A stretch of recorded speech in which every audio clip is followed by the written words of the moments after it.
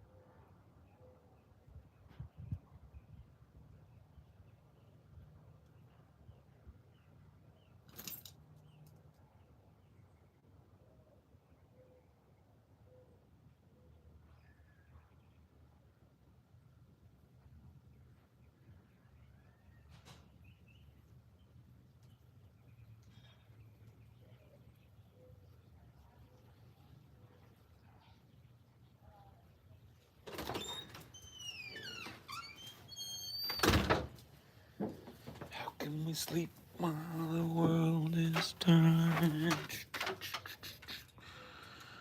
A strong chair for a strong man. That's right. Better fucking believe it.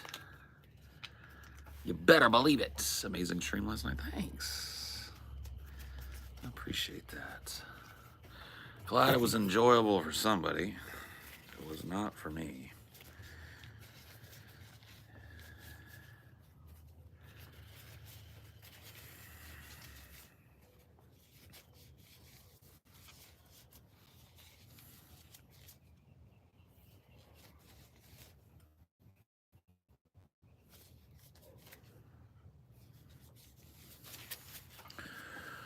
There we go. Now we got glasses. Hallelujah. Now I can see.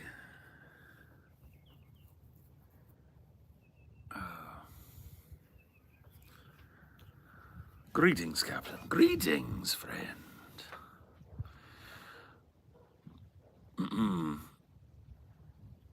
How we doing this morning? We're getting awake. That's where we're at. That's on the steps. We're waking up.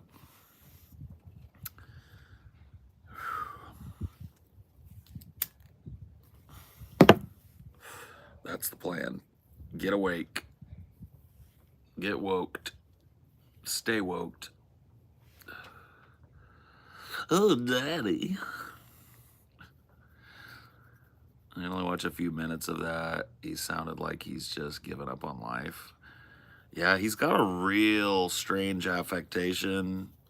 I remember back in the day, he was way more animated. He was like closer to me, right? Soft spoken until it was time to not be, and then he would yell and stuff. He just seems like he's like, "Can I talk? Can I talk? Can I talk?" You know, I don't know. Can you, bud?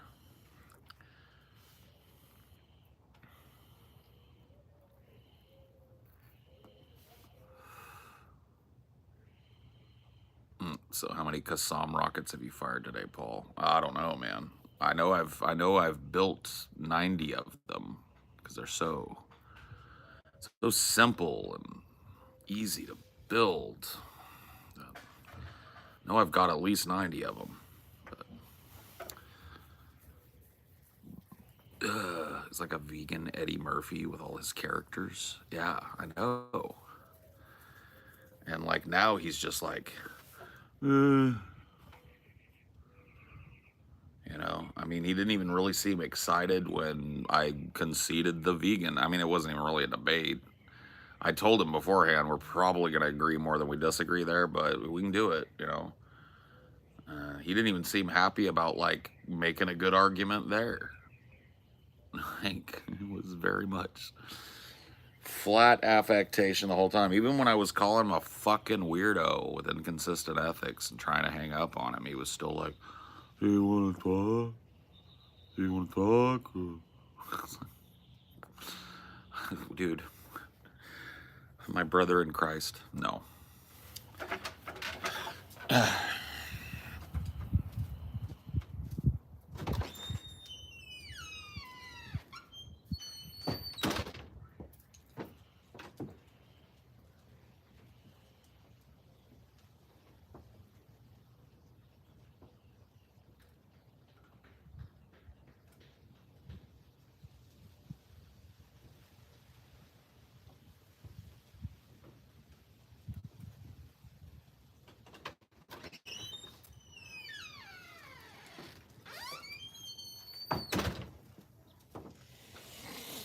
How can we sleep while our beds are burning?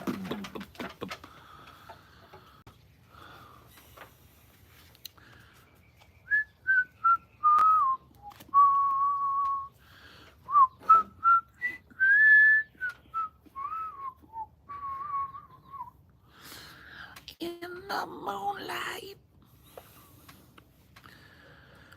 I enjoyed the last minutes of that talk. Yeah. First of all, I'd be worried about Phoebestein because you got 500 Qassam rockets. Oh, shit. Everybody look out for Phoebestein. About to start making some moves.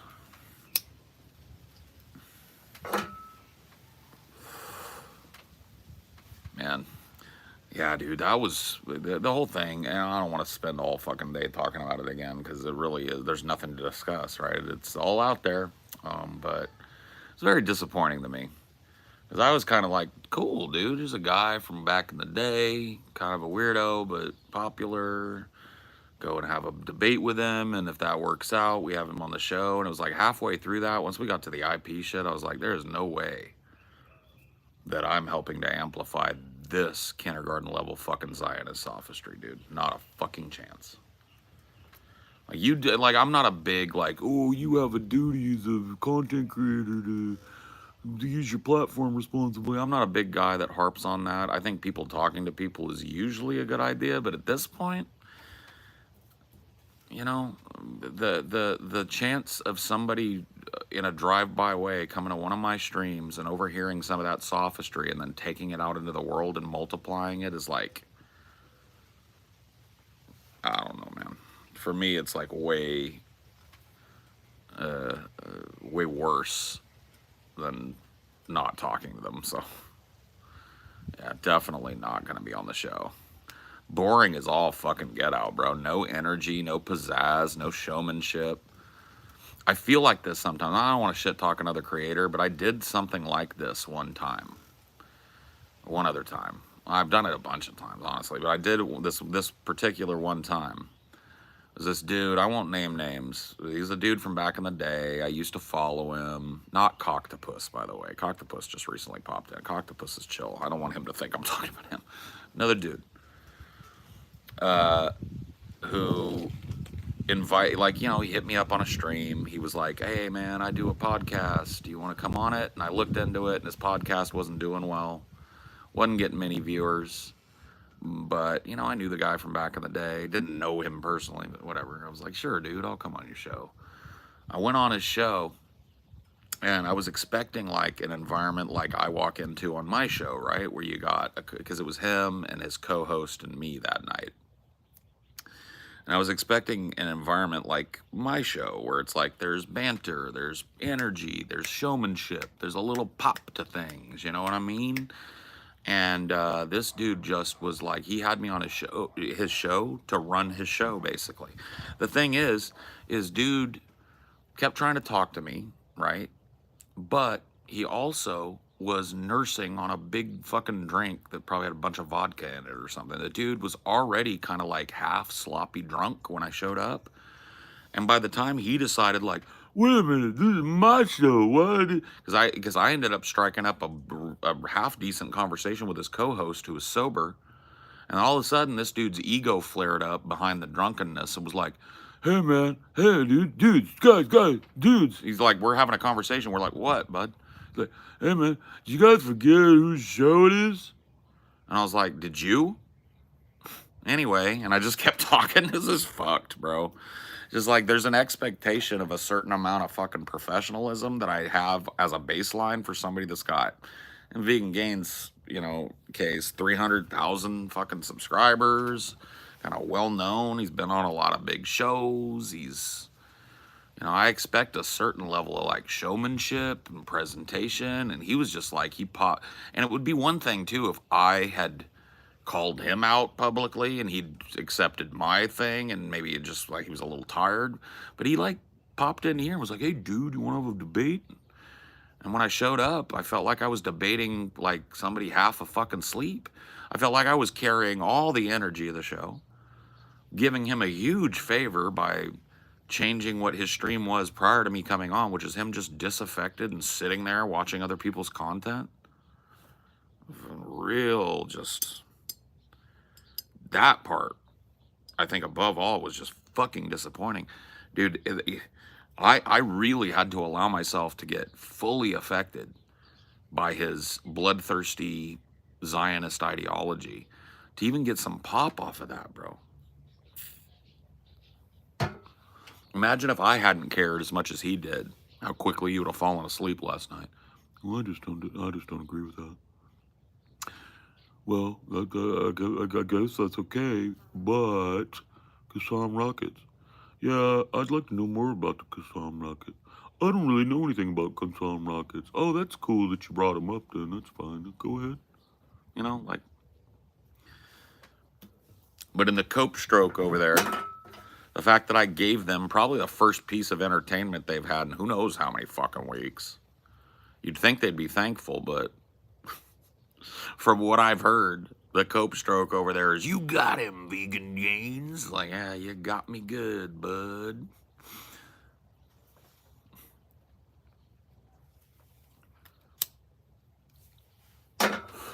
I didn't get a chance to get to the animals in Gaza that are getting blown apart and shit, but his logical inconsistency would have been just pointed out or underscored again.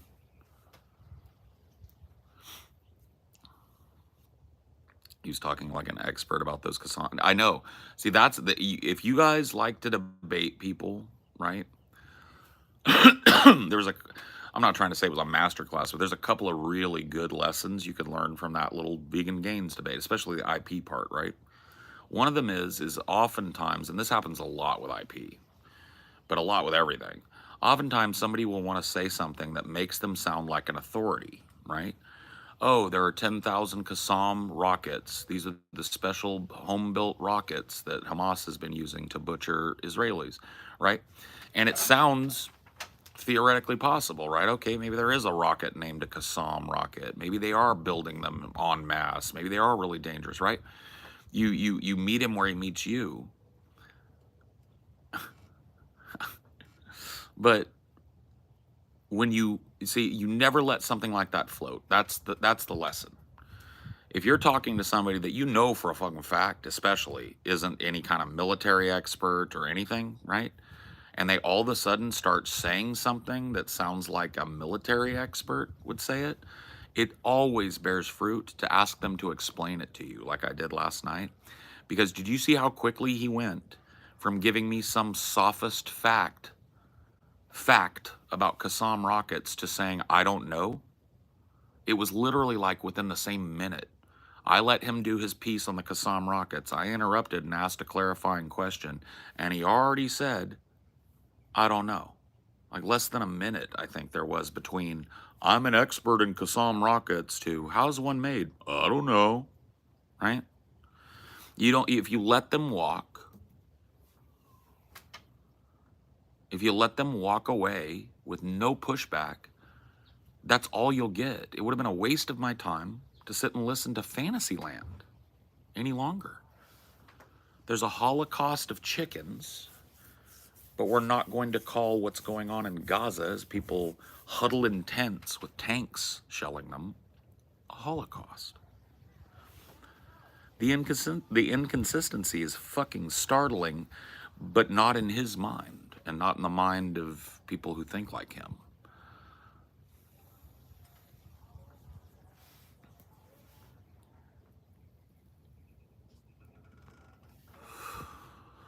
But that's the way it is, you know. I don't know. It definitely would behoove you, if you are a person that gets in these kind of arguments, political arguments, to watch that and take note of the tactics that I use. This is a tactic of like using a person's own prescriptions to hang them, right? I didn't plan it this way, but it was actually a beautiful thing that he and I had a very nice and very, good faith and free-flowing debate on animal ethics before we got into IP. I couldn't have planned it better, because while he thought, hey, I'm just going to give this guy my vegan line, I was making him espouse his ethical framework, right? I didn't know we were going to talk IP, but I wanted to hear what his ethical framework was, right? This was my interest in starting with vegan stuff, because one of the things he'd said he wanted to talk to me about was IP, right? Wasn't planned. I didn't think about it all that much other than in passing, but it's a lesson you can take from it, right? Keep your mind in the game, in the moment, and listening actively, but don't forget where you've been in a conversation, and don't let somebody else escape where they took you. I didn't take him to the logical argument that, a chicken is the same as a human being. He took it there. He took it all the way there, and he took it there by himself. That's you letting a person debate themselves is the best way, right? Pointing out inconsistency in a logical position, pointing out sophistry, pointing out fake expert shit, pointing out inconsistencies in sources, those things can be way more valuable than making your own argument, especially when you're talking about something as fraught with fucking confusion in people's minds as IP.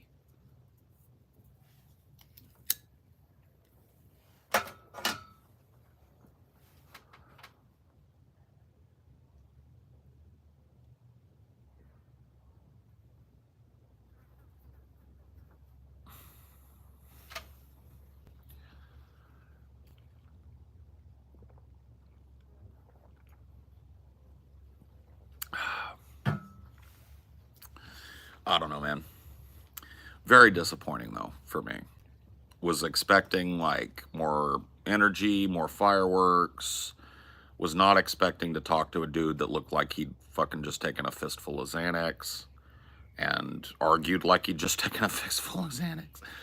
Like the vegan gains I had in my mind was like fucking ready to go, dude. I thought I was going into the lion's den last night, and I went in there and he was like, meow,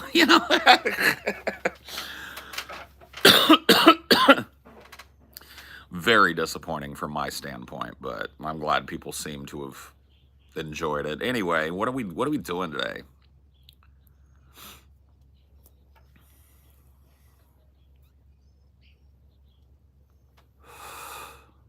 I'm looking fresh as a daisy. I am fresh. I am so fresh and so clean. Good morning, Paul. Good morning. Few age with grace. True. Paul, what are you going to make an actual studio to stream in? I have one. I do my main podcast from a studio that I've built in the house here. It's a set. Professional camera, about $6,000 worth of audio and computer equipment. That's where I do 99% of my stream. Well, maybe not my streaming, but that's where I make 99% of my money. So yeah, I like to do these outside on my phone, because I like sitting outside. I like listening to the birds. If I wasn't streaming, I would be doing this anyway this morning. I'd be out here. You know what I mean?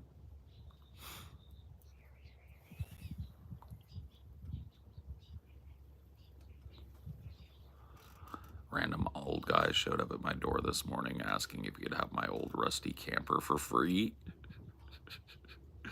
Hey, you never know if you never ask.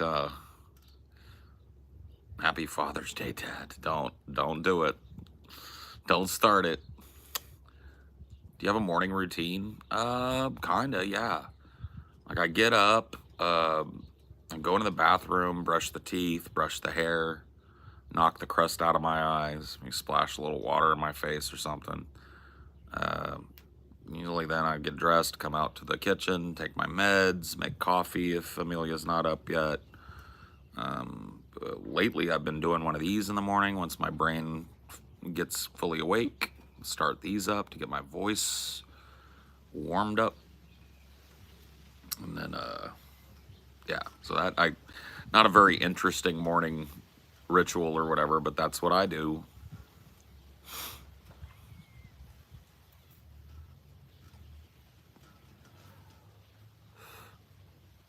Hey, Paul, you enjoying this Cali heat because it's kicking my ass? Yeah, I mean, we had a big heat dome here in the valley for a while. It was for a few days. It was 105, 110, and then like it's dropped off. And now I think today it's gonna peak somewhere around 96, and it legitimately feels nice out here right now. I know it'll be hotter in a couple hours, but right now in the shade, there's a beautiful breeze, and I can smell the ocean on it, which means we're getting a nice, clean breeze over the passes in the coastal range over there.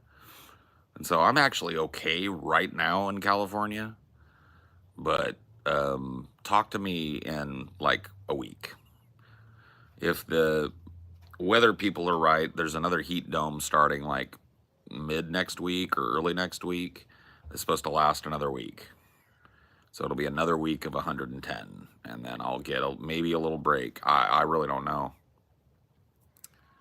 Amelia told me last night that it's looking like like people are saying it's going to be a dry winter after the summer here, which ain't a good sign in Cali. You want there to be a lot of rain in California every year. You want that nice atmospheric river to drop a lot of water in those reservoirs. And if we are just like as Californians, we are just climbing out of what was ultimately a 25-year drought.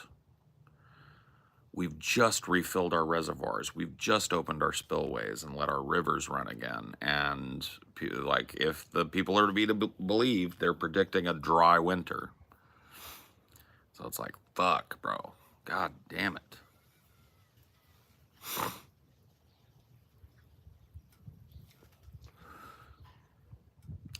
The heat dome allegedly reached us, but it only got to 29 Celsius. Yeah, that's, whatever. Like, yeah, I mean, it's pretty routine for it to be over 100 degrees in the summer here in the valley. When I was a kid, it was not as hot, obviously. I mean, that's just, you can look at the records of that. But yeah, our 100-degree days when I was a kid, if I had to guess, and this is just fucking guessing based on my experience, I would say that maybe when I was a kid, had 5 to 10 days that were 100 degrees or hotter every summer. I would say that the average temperature in the summer when I was a kid was something like maybe 92, 93, something around there. Hot, right? Sweaty, but livable. And since I've been in my 20s, this place has baked like an oven every summer. Over 30 or 40 days of over 100 is usually what we get, right? So we've quadrupled the amount of days that were over 100 probably in my lifetime. And yeah, like, what do you even say to that, bro? Are they building desalinization plants in California? I know that they are. I believe they're building 2 giant desalination plants, one in the north half of the state and one in the south. That is not a good sign. Desalinization, especially on a mass scale, is incredibly energy intensive. not carbon neutral at all, right? You're going to be using a lot of energy in order to process that water into drinkable water, but it's necessary. You know, water is going to be the most drinkable, fresh water is going to be the most precious commodity on the planet in about 50 years. People are going to be trading fresh water futures like they're trading gold futures and oil futures. No shit. So, yeah, it's going to be fucked.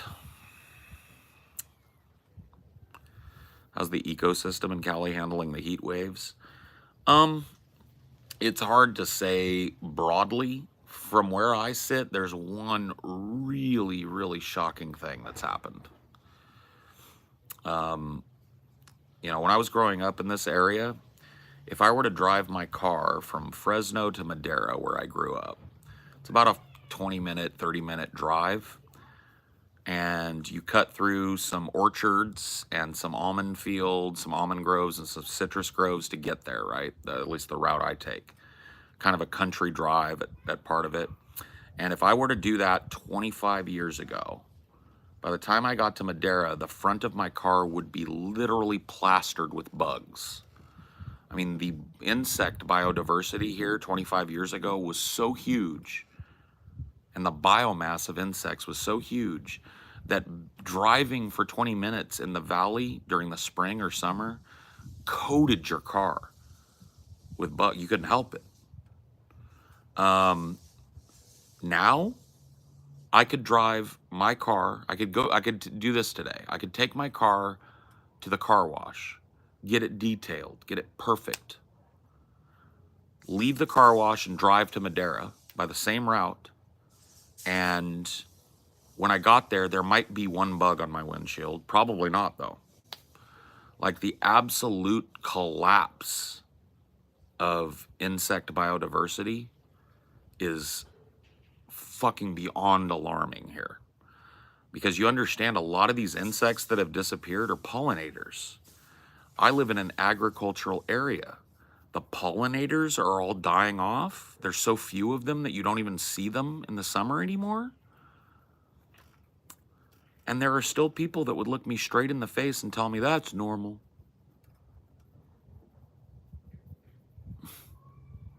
No, it isn't, sir. They're food for other animals. The birds, other insects, small mammals, all rely on that insect biomass to fucking survive. What do you think's happening to them?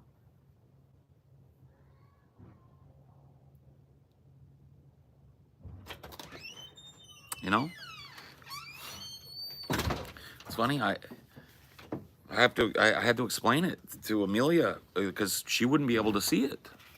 It's like, when we drive, no bugs on the car, you know, or very few bugs, especially in this area. Back in the day, dude, it was a constant battle to just go across town and keep bug guts off your car. There were so many moths and mosquitoes and dragonflies and June bugs and stink bugs and all these winged insects. And you know what's left behind here in the valley as far as winged insects go? Flies and mosquitoes, as far as the eye can see. Those have survived. Dude, when I was a kid and I lived in an area just like that, I lived in Madera, but it's the same kind of biome, right? I used to see grasshoppers every second of every day. Like, literally, I'd hear them, you know, because when they jump, they're not really jumping, they're flying short distance. I'd hear it. I'd see them, big, fat ones, like that long, man.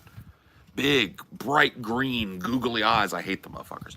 I used to see them every second of every day in the spring and summer. I haven't seen a grasshopper since I've been back here. Not one, maybe one. I used to see mantids, mantids, praying mantis, all the time. They're some of my favorite animals. They're so docile. You can put them on your finger and get a real close look to them. They won't hurt you. I haven't seen a praying mantis in years. See what I'm saying? But there are pestilential swarms of flies and a special breed of white stripe biting aggressive mosquito here, and those are thriving. You guys have seen me out here. There's like a cloud of flies, right? But I could go through this entire yard. I bet I couldn't find you one large winged insect. Not one. How much you want to bet? If I walked you guys around right now, dug through my bushes, I'm not going to find a grasshopper or a mantis. They're dying. Most of them are gone.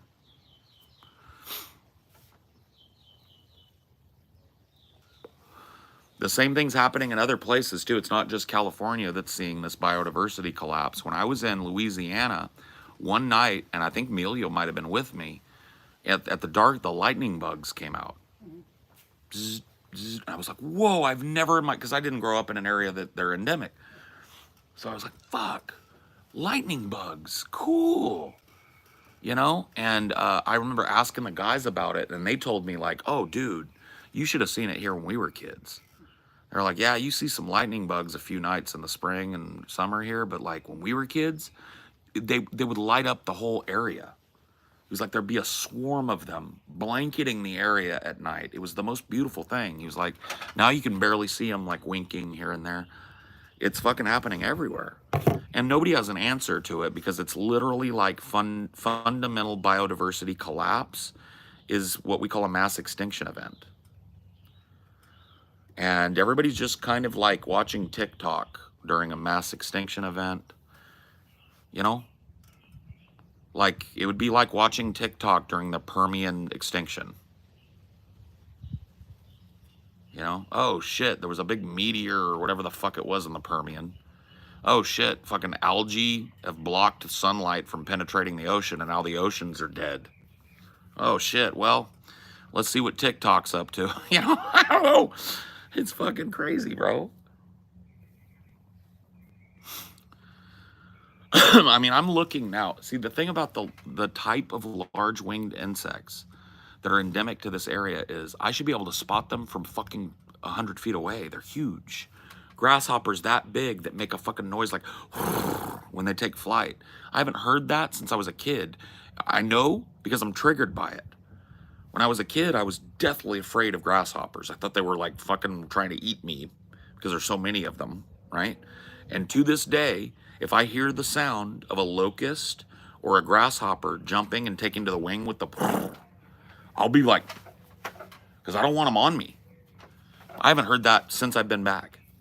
Since I've been back in California, how many years now, baby? 3? 4? I haven't seen a grasshopper in 4 years. Maybe 1. I might have seen one out at the old place I lived in the deep country. I haven't seen a mantid since I was a child here.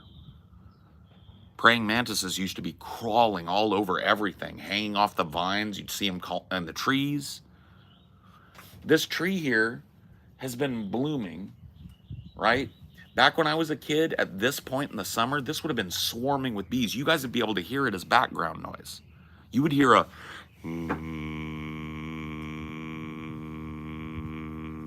because there'd be 1,000 bees on that tree. I don't even see a bee right now.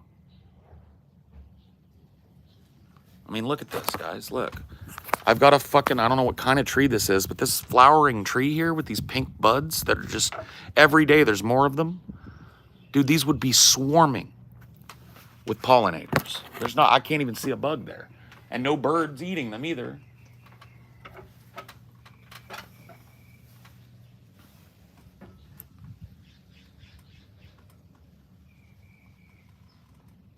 Nice yard. Eh.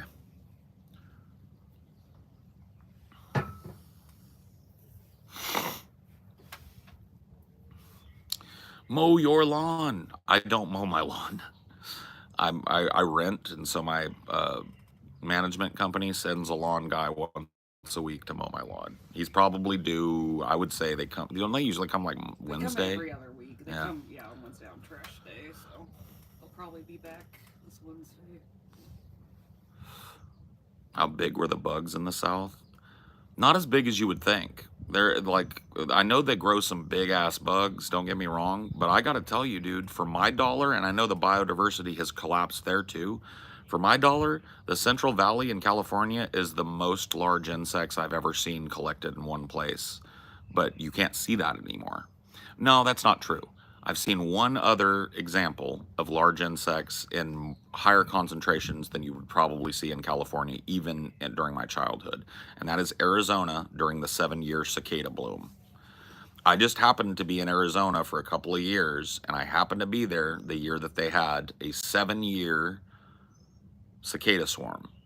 These are cicadas that have been dormant, barely come out at all during the spring, and then all of a sudden, literally, like, you have to learn to just crush them.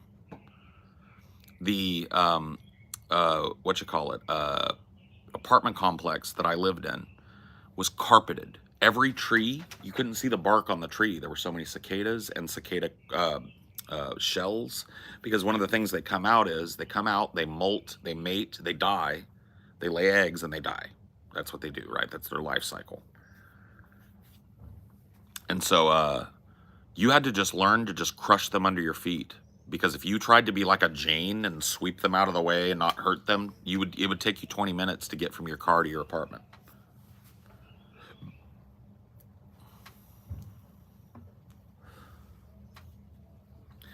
Like, I would have literally had to be a Jane. I would have had to, like, carry a broom with me so that I could sweep my path.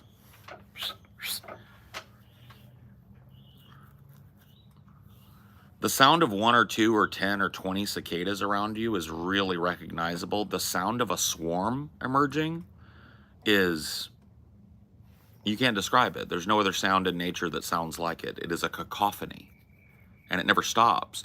You're outside, and it's like, and you close your door, and what you get is, like, it never stops. And it's just like it becomes part of your background radiation.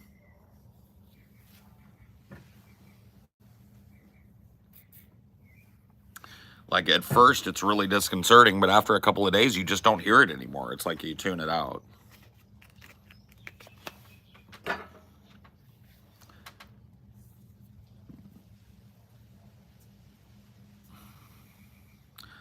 Y'all have the katydids? No, I don't think so.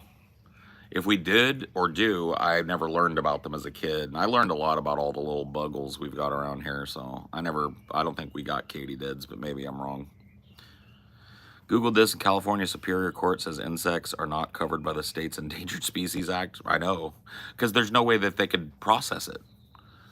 Like, if they included insects in the Endangered Species Act, nearly all of the funding would by rights have to be allocated to species preservation for insects, because there's a literal bottom collapse happening.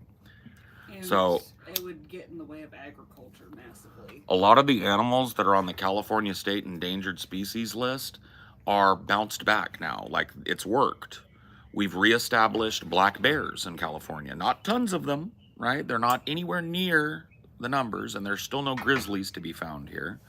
But black bears, which are on the verge of extinction, the California black bear, which, by the way, it's not, well, the grizzly bear is on our flag. Never mind. I was going to say it's on our flag, but it is a bear, right? The California bears are part of our fucking heritage here, and they were almost gone. I think it was absurdly, like, back in the 90s, I remember seeing a news story that said that there might be like 6 or 7 breeding pairs of black bears left in California. I mean, that's like collapse. And they're back, right? One of the most beautiful predators in the world, and one that is super majestic and super frightening if you ever get to see it, the mountain lion, right?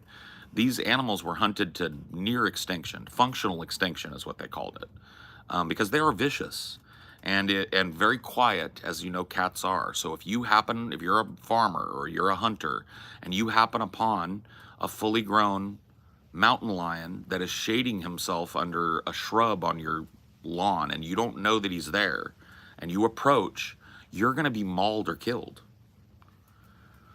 Like, no joke, a mountain lion is not as big as a tiger or, whatever, but it will kill you straight just as fast. They don't hunt or eat people. In fact, they fear people. So it's typically people blundering into them if there's an incident. But mountain lion populations are back. Bear populations are back. Salmon populations have bounced back here in California. The wild salmon that usually run the rivers, all but gone. But there's been fucking constant work to seed these salmon, to make way for their spawn, and they're back. Not all the way back, but they're back, right? And so that's because as a species becomes endangered, there's a metric by which California goes, all right, we're going to allocate this much of the budget to the mountain lions, because if we don't, they're gone. The condor is another good example of a California. And by the way, if you've never seen a condor, it'll make your heart stop for a couple of seconds, bro. If you've never seen a California condor or a bald eagle, another example of an endemic species around here that's bounced back, if you've never seen one of those in a wild, bro, your heart will stop. They're beautiful. They're absolutely unbelievably beautiful. The California condor is back. The bald eagle is stabilized because those funds were allocated when most needed. So if California added insects to the Endangered Species Act, it would be 90% of the funding for the next 20 years.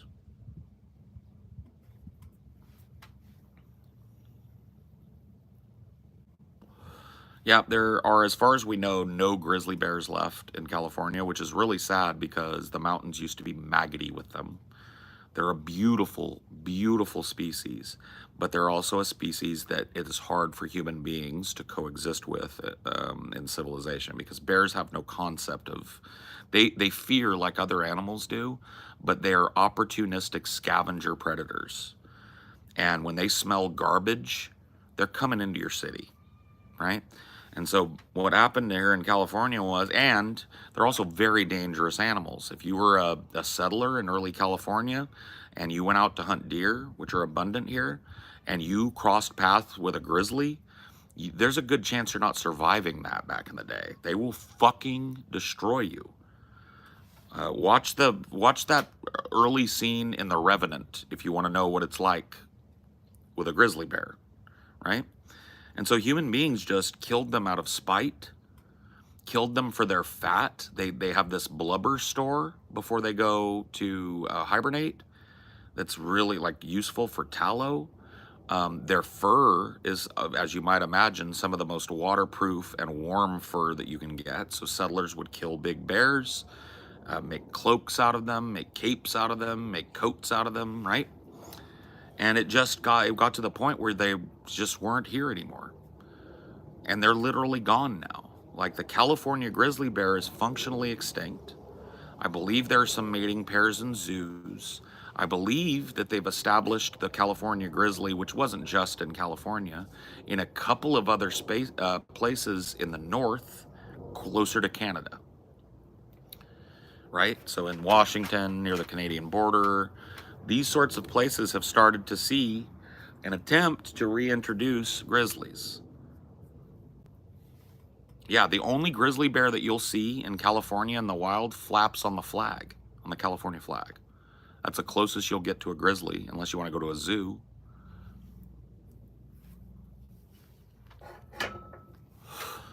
Bear cults were among the first religions for a reason. Isn't that so fascinating? There's a book that was made into a movie called Clan of the Cave Bear. That is by the way, it's a brutal movie if you're triggered by SA. It has a very brutal scene in it. So I guess, I don't usually do them, but that one sticks out in my mind, right? I've never been, at least I don't have trauma from SA that I'm aware of, but that was hard to watch. But the movie is interesting. The book is way better. Clan of the Cave Bear. And it's based on a lot of archaeological evidence of these kind of like, they would find these caves in like France, right? Up in the mountains in France. And these caves would be filled with the skulls of extinct cave bears. And some of them were ritualistically displayed deeper into the cave. So on top of a pile of rocks, you have seated very firmly a giant cave bear skull. We saw recesses dug out in the cave so that skulls could be placed there. Skulls were decorating the outside of the cave, right? And those had been disturbed, obviously, but they were able to figure out that there was a pattern of skulls. And what they had found unwittingly, right, when they found this cave and started looking at it, was one of the, maybe the first example of human organized religion. Humans, as far as we can tell, and once again, a lot of this is just speculation based on evidence, but still speculation nonetheless. The first kind of religion, as far as we can tell, was animism. Do you guys know what animism is? Ever heard the term? So animism, as far as we know, was the first organized religion, the first religion that we would recognize as a religion, right? It had a holy person, it had ritual, it had adherence, it probably had rules, right? Animal-centric worship, right? The idea of humans and animals being the same, and humans being able to, under certain circumstances, turn into animals, right? So if you watch, there's a documentary called Cave of Forgotten Dreams by Werner Herzog, and it covers a cave that they found in France that had been sealed by a rock slide, and then another rock slide exposed part of the cave entrance. So it was literally hermetically sealed. And inside of this cave, they found ancient cave paintings. They're some of the most beautiful and well-preserved pieces of human art, and probably some of the earliest well-preserved pieces of human art in the world. And the cave paintings show things, among other things, bison slowly but surely turning into a man. They were designed, beautiful artwork, by the way. The animals were drawn in such a way that when looked at under torchlight, which is the only way you could have lit a cave in the Paleolithic, you're talking, when you take a torch or a fire light source and move it across this painting, it looks like the horse is running. So it's like proto-animation. Shit is fucking fascinating. And one of the things they found as they explored this cave, got deeper into it, was a ritual center. Had a cave bear skull, had a stack of, a pillar of stones with what they call a Venus figurine. Have you guys ever heard of that? This is one of the earliest forms of religious tokenography. It's a female torso with no head, arms, or legs. It's breasts, belly, and vulva. And it's a fertility symbol. And so they found a pillar that was intricately carved into one of those fertility symbols. And after studying the kind of ritualistic objects and the paintings that were in this particular room deep in the cave, the conclusion that anthropologists came to was that this was a religious ritual place. And the picture that they paint is an animist picture, right? It is the priest of the animal with a bear skin over him, right? In the torchlight. And your tribe is sitting in a circle around him. And in the center of the room is this pillar that they've carved to look like a Venus. And he's in an animal skin, and he's got animal claws hanging on him. He's got the bear face, you know, on his head. He's covered in this shaggy cloak, and he's got bear claws strapped to his hands. And that what they theorize from what's on the wall is part of their religious ritual would be this shaman doing a performance as a bear.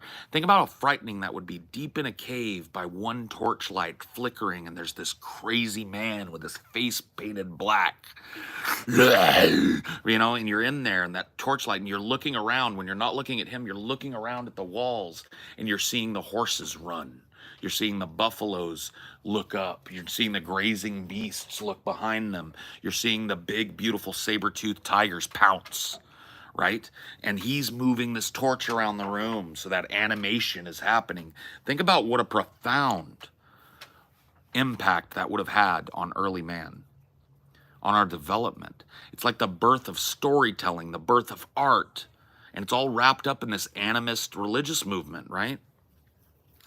Unreal. You know, people often ask me, if you go observe any point in history, what would you go to? And a lot of people, when they're asked that question, will say things like, oh, I want to see the Declaration of Independence, or I want to see, you know, I want to be in New York on VE Day. Victory in Europe Day with that big ticker tape parade and everything. I want to see that exuberance, or I want to see Rome at the peak of its power, right? Or I want to see the Greeks at the peak of theirs, whatever it is. I want to see the pyramids as they appeared when they still had the smooth, polished, machined granite edifice and the golden dome, the golden cap piece. I want to see what those giant structures looked like at their height, right? A lot of people will say that. You know what I say? I want to see an animist religious ceremony in the Paleolithic.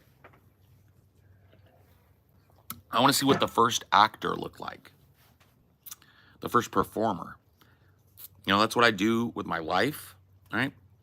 It's the only thing I've had anything that I would call passion about.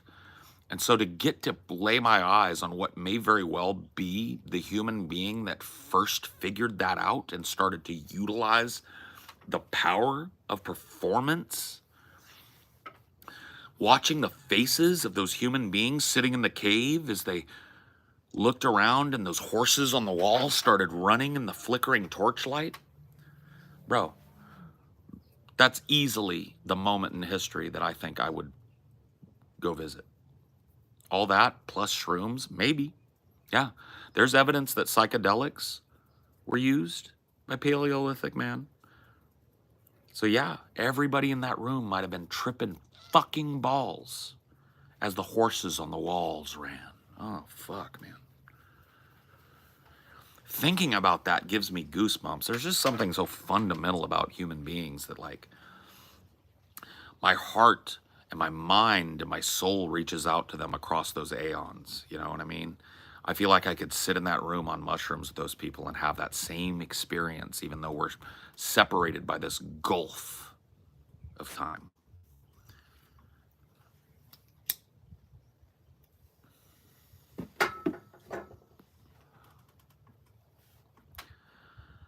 That is how we're meant to live. I don't think we're meant to live in any way. In fact, the story of biology is that no animal is meant to live in any single way.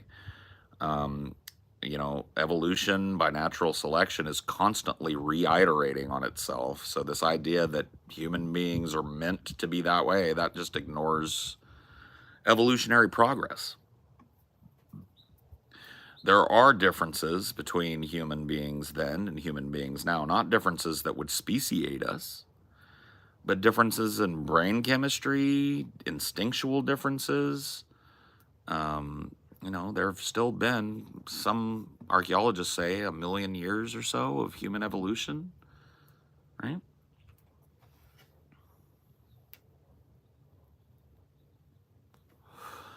Now, I'm not trying to poo-poo the idea that we're meant to live that way, Brianna, because I certainly don't. If I were to let you ascribe meaning to that, I would agree that we're also not meant to live this way, right? I get the point. I didn't mean to, correct you for no fucking reason, but that's just, that's how I feel about it. Like, saying that a species was meant to do this or that by looking at an ancient form of it, it doesn't really jibe with evolution by natural selection as I understand it. It's a huge difference between humans and mankind. Yes. But what we can extrapolate from what we can see in our other cousins, our primate cousins, chimpanzees, gorillas, bonobos, right? What we can see is that those animals, right, live incredibly complex inner lives. They have politics, they communicate, right? They're very human-like in a lot of ways. We share 96% of our DNA or 97% of our DNA with chimps, right? We share retrovirus. So we share a common ancestor with them. And you have to understand that before Homo sapiens sapiens, there were other dominant species. Neanderthal was one of them, right? These species clashed, and a lot of people, when I was a kid, I was taught that what happened is that Neanderthals in Europe had this influx of Homo sapiens sapiens from Africa and the Levant, and there was a war for territory, and the Neanderthals just weren't ready, right? But what really happened is that modern humans just interbred with Neanderthals. So what does that tell you? When a species can interbreed and create offspring that are viable, which that did happen because people like me, I've got tons of Neanderthal DNA, right? I'm 100% European, which means I'm a fucking Neanderthal, right? My ancestors going back thousands of generations were banging up on Neanderthals, bro. They didn't discriminate. If you're white and have a preponderance of European DNA, you're a Neanderthal. The only people in the world, as far as I'm aware, and you can correct me on this, that don't have Neanderthal DNA are people that have 100% African ancestry.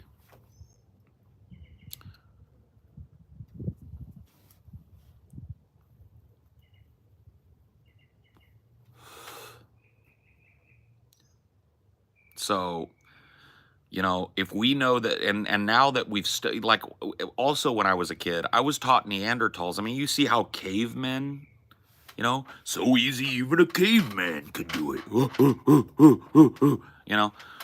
That's how I was taught Neanderthals were. They were human looking, but ape like. And what we've found out now that we've studied a lot of these Neolithic or Paleolithic, I don't think Neolithic makes sense, but Paleolithic Neanderthal sites, is that they lived just like humans. They were incredibly complex, incredibly smart, incredibly efficient hunters, right? So they were so close to us that the distinction would probably be moot. And that's just one human species that's adjacent to Homo sapiens sapiens. So for how long were humans so human-like that it would be hard for you to really point out the differences with the naked eye? Or even if you could, a conversation or a viewing of their lifestyle and their ritual and their interactions and their society as it existed in the hunter-gatherer times, right? Like how, you know what I mean? That's where there's so many of these, right? Little species of humankind that lived these incredibly complex lives. Some of them interbred with Homo sapiens sapiens and are now part of our DNA. It's like Denisovan DNA, right? And I think Asian people have a high preponderance of Denisovan DNA. Asian and East European people, Russian people. Denisovans were another species of human being.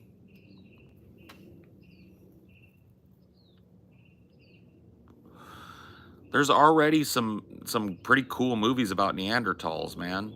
Like I said, the aforementioned Clan of the Cave Bear is about a war between well, it's not about it, but it features a war between clans, and the other clan is intimated to be Neanderthal, and the Cave Bear clan is intimated to be human, Homo sapiens. Right? There's also another movie that's kind of fucking weird, but it's cool. Nobody ever talks about it. It's from the 80s. It's called Iceman. It's about, they find this like glacier and they're digging into it and they find a preserved human in it, which doesn't make any sense. Ice desiccates, right? But they find a human being just like locked in the ice. And after looking at him, they can tell he's a Neanderthal. And they manage to use some technology that doesn't exist, right, to revive him. And they put him in like a terrarium, right? They try and build him this like area that's kind of like the air so they can observe him. But, they have to face the ethics of keeping another human being in a cage as a result of that, right? It's called Iceman. You should watch that if you're interested in it.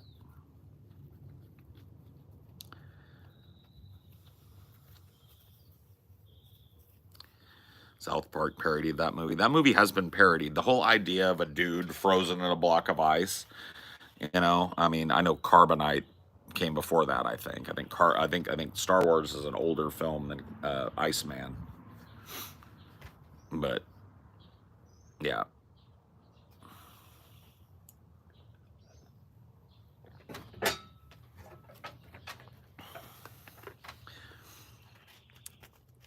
No, it didn't actually happen because Otzi the Iceman is a desiccated corpse, and in the movie, he was able to be revived fully with no damage to his body, even though he's been frozen for 10, 15,000 years or whatever it is. Yeah, Otzi is interesting though. Otzi, one of the most well-preserved bodies that we have from the Paleolithic or the Neolithic. I can't remember which one Otzi was in, but yeah, perfectly mummified, still in possession of all of his handmade gear and his hunting stuff, still wearing all his clothes, belly still full of the types of foods that humans were eating in that area. He's like a time capsule. Otzi, the Iceman Otzi. Yeah. They named him Otzi. Yeah.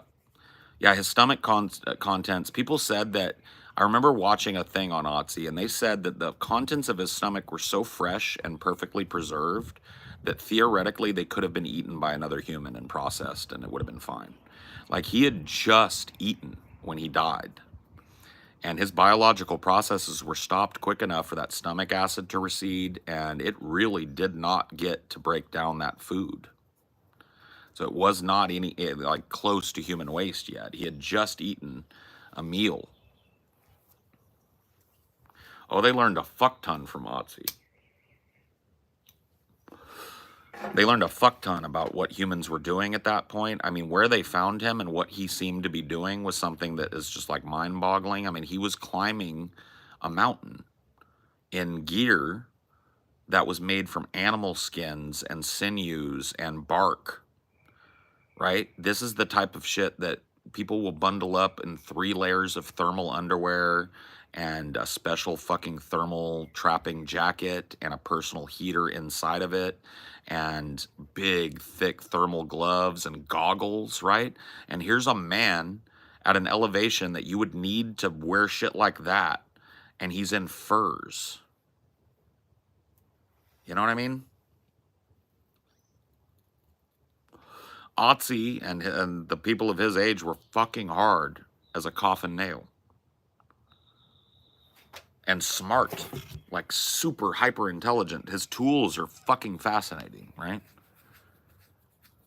They found stuff with Otzi that they didn't know what it was, and then they figured it out, and they didn't know that humans used that type of tool at that time. Like he taught them a lot. Wasn't it found that he was murdered? Yeah.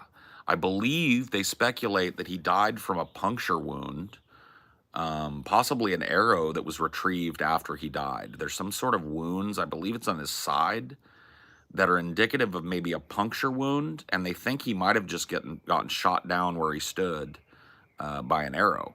And then whatever hunter killed him, obviously, you're not going to just leave the arrow there. This isn't Skyrim, right? You go and you fucking rip the arrow out of his guts when he's dead, and you go on. An arrow is an arrow, even if it's been used to puncture something, you know? So they didn't find evidence of the weapon that killed him, but from their examination, and keep in mind, his corpse is well preserved, but very desiccated and mummified. The wound on his side is postulated to be an arrow wound. They think he was ambushed up in the mountains by a rival tribe and killed. Yeah. War never changes. Yeah.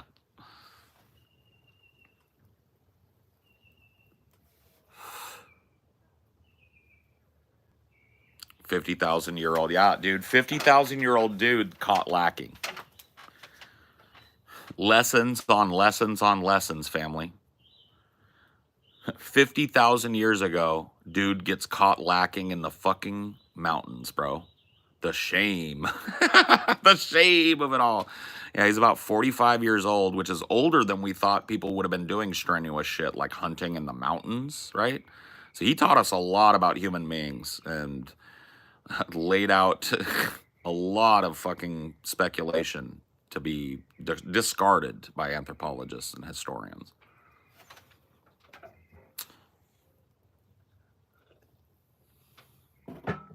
Yeah, dude.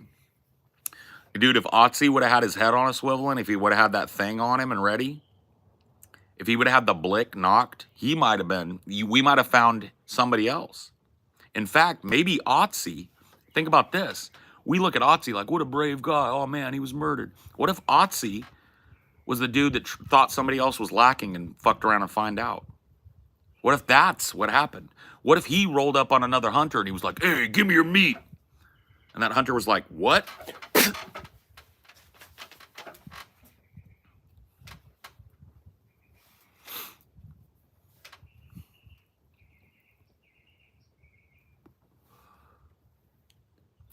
Think about that, bro. Maybe Otzi was the bitch boy that fucked around and found out.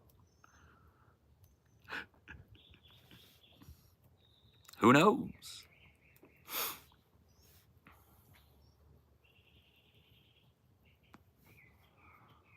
How do you feel about Alex Jones? I don't know, man. I got a soft spot for the guy because I think he's. Here's what I think about Alex Jones. And you can say I'm fucking wrong about this. I'm not going to die on this hill, but this is how I feel about Alex Jones. I think Alex Jones is about 90% performer and about 10% true believer. And I think that he has made his business whipping people up into a frenzy one way or the other.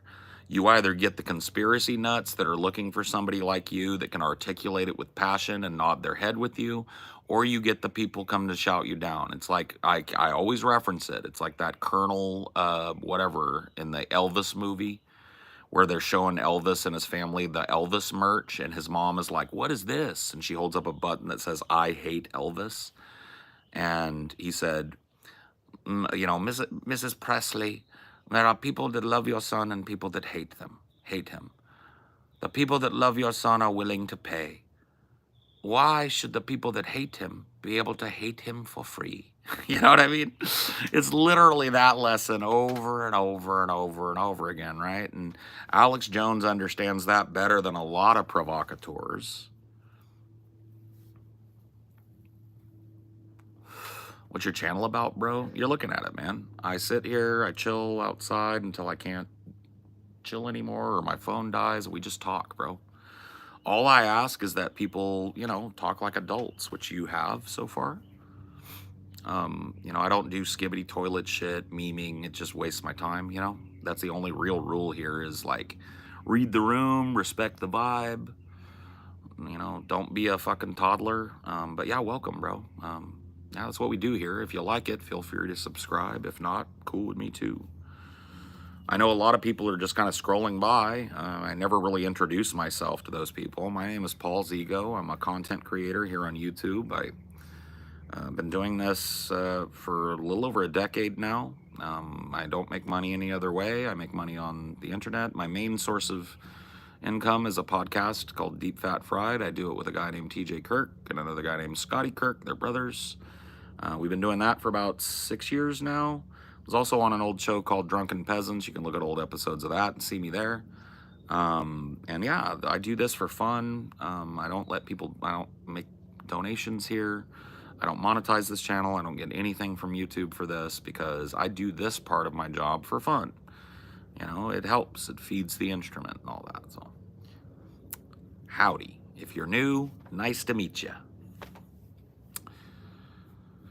What's the Vosh mandate? The Vosh mandate is you will speak to me in here like you would speak to a person that you didn't know or didn't know well out in public, at the bus stop, or at the mall. So like when you pop in here, I ask you to treat it like it is, right? You hear some adults having a public conversation. It's interesting to you. You walk over. You want to join it. If you do that, you need to be on topic. You need to make sense. It needs to be legible. And it needs to have the same energy that it would have in public, right? One of the big problems, and I don't want to get all deep into it, but one of the big problems as I see it with this type of show on the internet is that chats, and I blame Twitch for this, if anything, chats back in the day used to have mostly cogent people and a couple of trolls. Now it's mostly trolls and a couple of cogent people, or at least it is if you don't you know, do what I do, which is hold chat and people that want to participate in that way to a standard. And it's not a super high standard. I'm not your daddy. If you don't like it, you can scroll, right? It's my rule, my house. But it's a very easy one, I think. Bring the same energy to me in here that you would bring me in public. That's all I ask. You know, and the reason that I have to have that rule is that people are weird now, man. There's like this little weird veil of anonymity on the internet makes people all sexual when they wouldn't be. Ooh, daddy. Ooh, mommy milk. Baby need milkers. You know, like weird fucking sex fetish shit. Fucking shit that don't make no sense. typing like a monkey would type, like literal misspellings, no punctuation, run-on sentence. I can't even fucking like decipher what they're trying to say. Those are the people that get banned lickety split here, because it's a waste of my time and yours if you're here to watch the type of show I do. You know, just dumb shit, bro. Dumb shit, weird sex fetish shit. Everybody's leading with their dick now.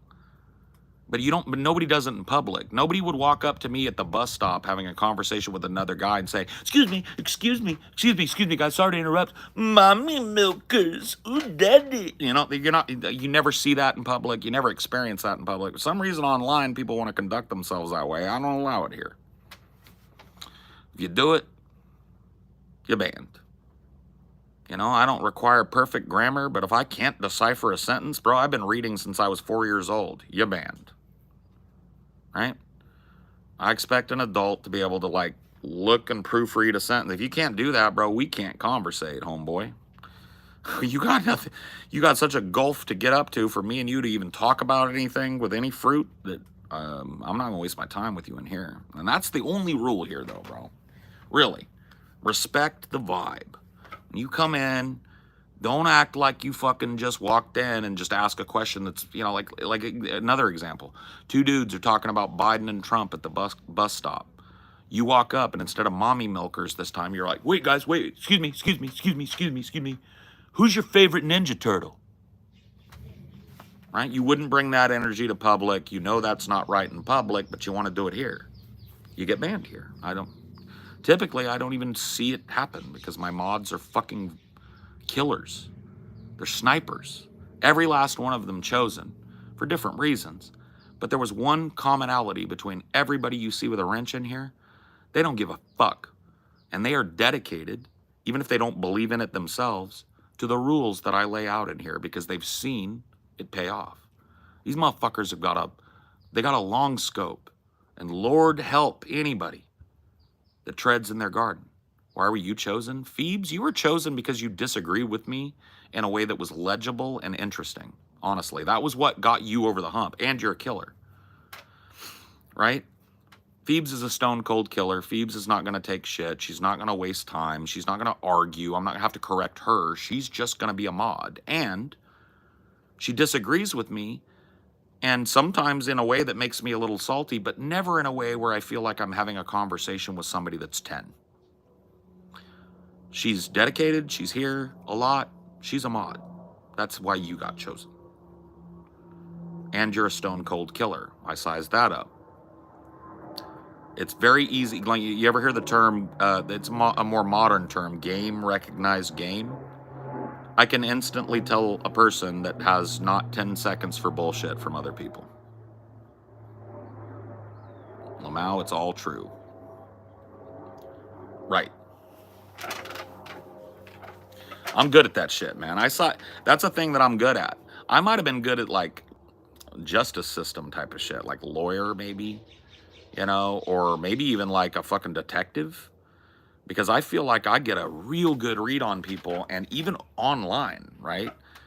It's like, it's easier for me, obviously, to get an accurate read on people if I meet them and I hang around them a couple of times, right? I feel like I size a person up and I can tell basically, I'm not a mind reader, but I feel like I can, after talking to a person, you know, for a long time, one time or a couple of times, I feel like I got that person's value system sized up. I feel like I understand if that person's got some kind of personality quirk that's I'm gonna have to navigate around. Like, if every once in a while they're one of those people that's really smart, but an outlandish lie comes tumbling out of their mouth. I mean, everybody's got quirks, right? But I feel like I'm really good at that. Like, I feel like the empathy center in my brain is a little overdriven, but I think the superhero power I get from that is I recognize bullshit pretty quick 99% of the time. If you're a bullshitter, I kind of size that up usually within an hour of meeting you, right? Or talking to you in an open way. If you're about some bullshit, I am not usually enraptured by you for longer than an hour. It takes me about that long to figure out I'm talking to a bullshitter, usually.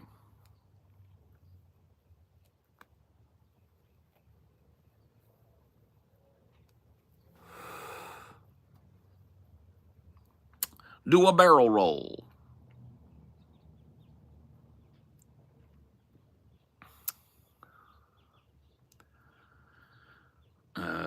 Have you figured out my quirk? No disrespect. I recognize your name, but you and I have not conversed one-on-one or in a long-form way for me to really identify you as anything other than your name.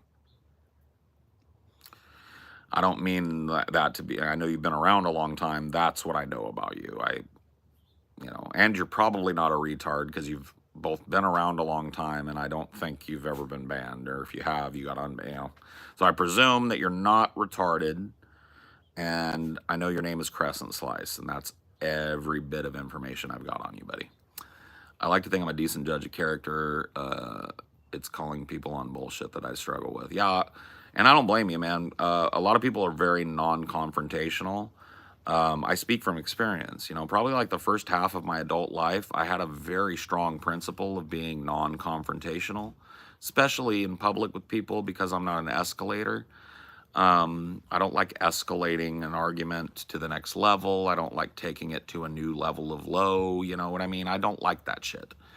And so I did it. My heart was in the right place, right? Don't fucking be a hothead in public. Control that temper. And I did. I really did. I was not a guy that was going to blah, blah, blah. But even when I had that philosophy in life,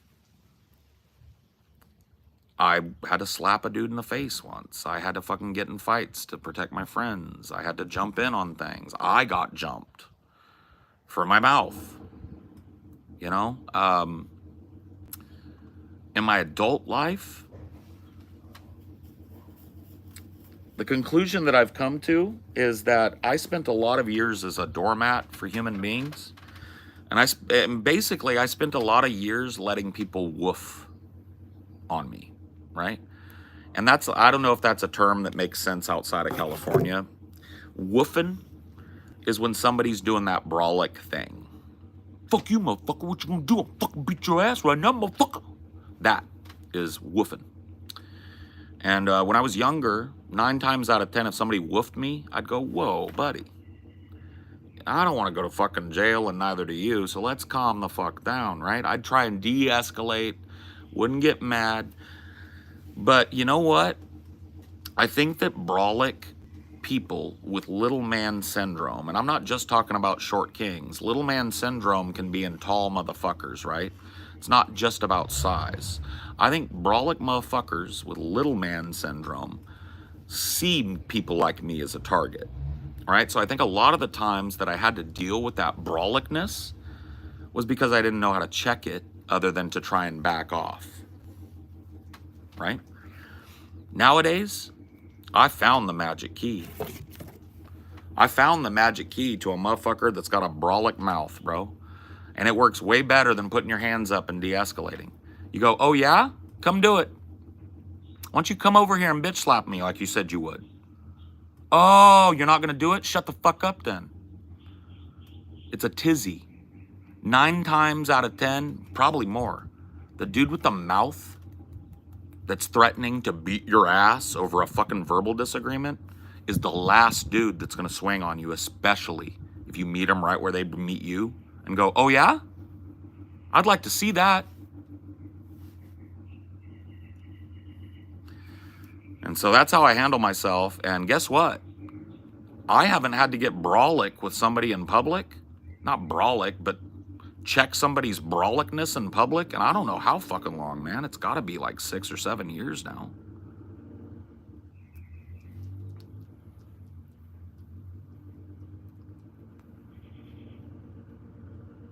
And I'm not, I always have to underscore this. I'm a big fat guy, and I'm not a fighter, man. I'm a lover. I don't ever want to hurt a person, right? And so I'm not trying to act like I'm a Billy Badass and they don't want to smoke. Like maybe one day I'll lose my teeth over that. But for me, that's worth it. Because letting somebody woof on you in public and backing down off of something, that's a form of victimization. That's them using verbal violence to shut you up. I don't let people shut me up. You don't have to put a gag on me and put me to sleep because I'll go, huh, huh. I don't stop talking, motherfucker. Not for you, not for my mama, not for the Pope, not for the president. not for an alien that came down, not for God if he appeared to me, right? That's my life, bro. You ain't gonna shut me up with your mouth. Come shut me up with a fist or walk away, little man. 99.9% out of the time, that ends it right then and there. They might woof as they're walking away, but they're done.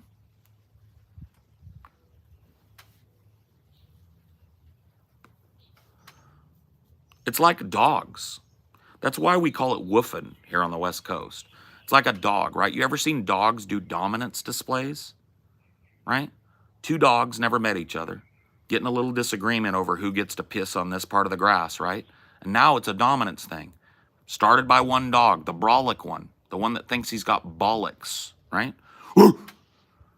And sometimes that works. Sometimes they meet themselves a dog that's been well and truly trained that it's a beta and that the best thing to do is back down when you get woofed on. But sometimes they woof at the wrong one and they get woofed back. And it's basically the same thing. And then the wrong one goes, that's basically it. It's like, oh yeah? You're gonna come fucking test me? You're gonna woof? Woof back. Now what? Now where are we at? Typically, it's a back down situation. One of those wolves realizes that its bark is worse than its bite. Backs down.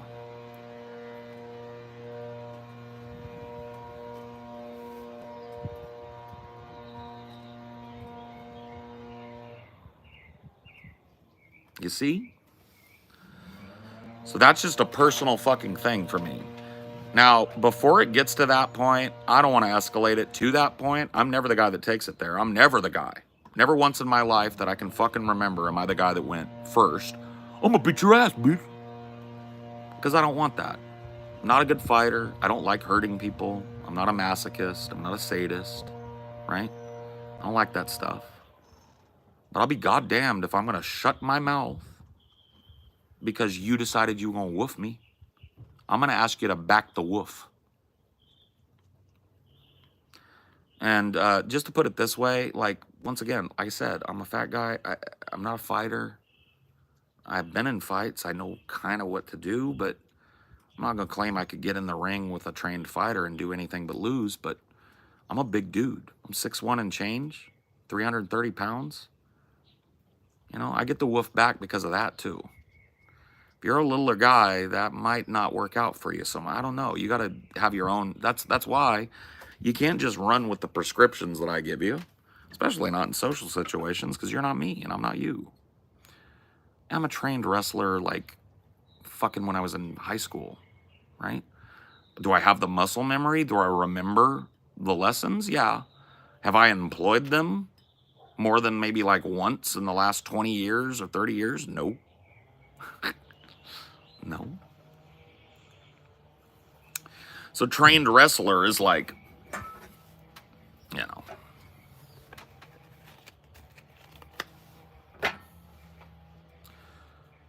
Wrestling isn't going to help you in a street fight, I don't think. It could be wrong. One of the easiest and least damaging to yourself ways, and I just know this from experience, from being involved and seeing it happen multiple times in my life. One of the easiest ways that you can end a quote-unquote fist fight quickly and with as little damage to your own body as possible, if you want to neutralize a target, one of the easiest ways is to wrap that motherfucker up and take it to the ground. You talk about pacifying a motherfucker. You get one leg, pull it up, now they're on the ground. Now you are in a position where you're looming over them and they're on their back. And you've got a number of options from that position as a wrestler to further reduce their ability to fight back at all, including a number of chokeholds, right? Rear nakeds. I know how to apply a rear naked choke until somebody loses consciousness. Okay? I know exactly how to brace it. So you better be a boxer when it comes to me. Like, not to get brolic, but you better be a trained fucking boxer that knows how to keep his distance from a dude like me. Because if I get my hands on you, We are going to the ground. And if you're not trained in ground game, I am going to beat the fuck out of you or choke you right the fuck out. You will be docile at the end of it if you're not trained against me. I'm big and I'm way quicker than I look because I know how to move. Even a fat guy can go watch sumo wrestling, right? I'm not a sumo wrestler. I'm not a badass like that. But you think fat equals slow? Especially when we're talking about a dude that's like, I can walk. Like, I'm fat, but I ain't like my 600-pound life fat. Help me out. I got doo-doo into my belly flap. Oh, no, I'm not that fat, bro. I'm on my feet, and I got 2 hands and 2 arms that work. Relax, Gramps. Ban him.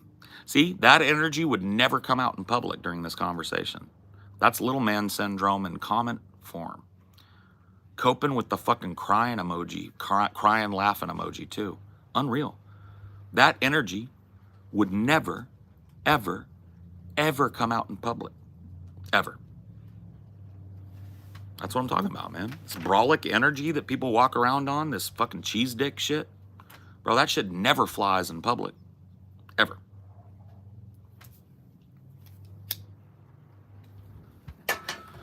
Thigh strength is probably insane. My upper body strength is pretty fucking crazy. Like, I'm not a power lifter, but the amount of weight that I can put up, the amount of man that I could lift off the ground and put on the ground, you might be surprised.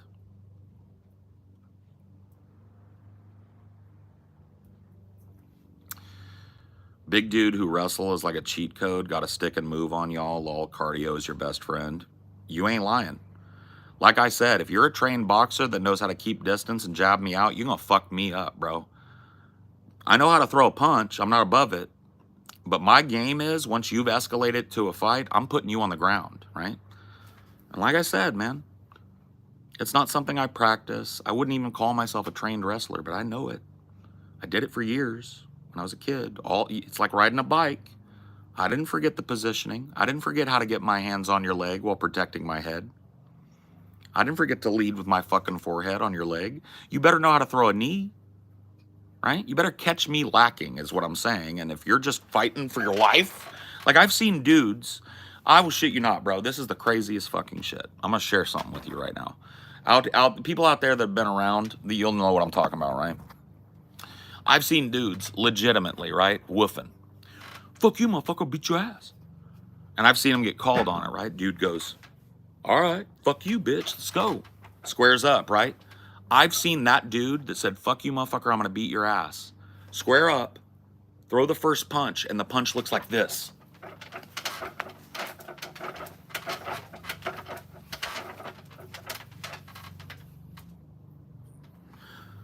Why would you ever woof if you think you throw a punch overhand like windmilling somebody, bro? Why would you ever woof at a person that you don't know in public? I've seen dudes do it, and I bet it was their last time. You come at me windmilling, bro? You are fucked. And I've seen grown-ass, woofing-ass men, bro, coming like this. You don't throw a punch like that, bro. You use the momentum of your body to put weight behind a punch. A punch is not in the arm. You're not moving your arm like this. You are putting your fist in the right position and rotating into that fucking shit. You never want to let windmill happening, dude. That's how you throw a punch, y'all. If you're going to throw a jab, it's overhand like that. And your shoulders in it. Shoulders in it. Your shoulders in it. Left, right, left, right. You're not just like throwing your arm around, bro. Right in here, man. You keep it here. You hit somebody like that, even if you're small. You get your dukes up, right? This dude comes in, throws a big loper at you. You fucking get out of the way of that and hit him with one of those rotating fucking right cross uppercuts. Out. Straight to sleep. Horrible demonstration. Whatever, bro. I'm not a trained boxer, but I fucking jaw jack you up. You come windmilling at me, bro?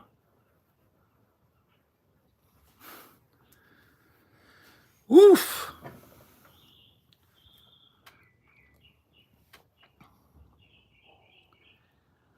You definitely watch a lot of YouTube tutorials.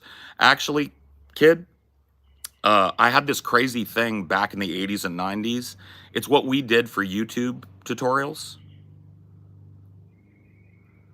It was called real life. It was called getting in fights. It's called watching fights. Yeah. My YouTube tutorial was growing up. It's hard to get your ass beat and learn to beat ass sitting in a Call of Duty lobby, right? You learn to woof. Don't talk to me, bro. YouTube tutorial. You think I watched a YouTube tutorial to learn how to punch a motherfucker in the face? Yeah, dude, my YouTube tutorial was life.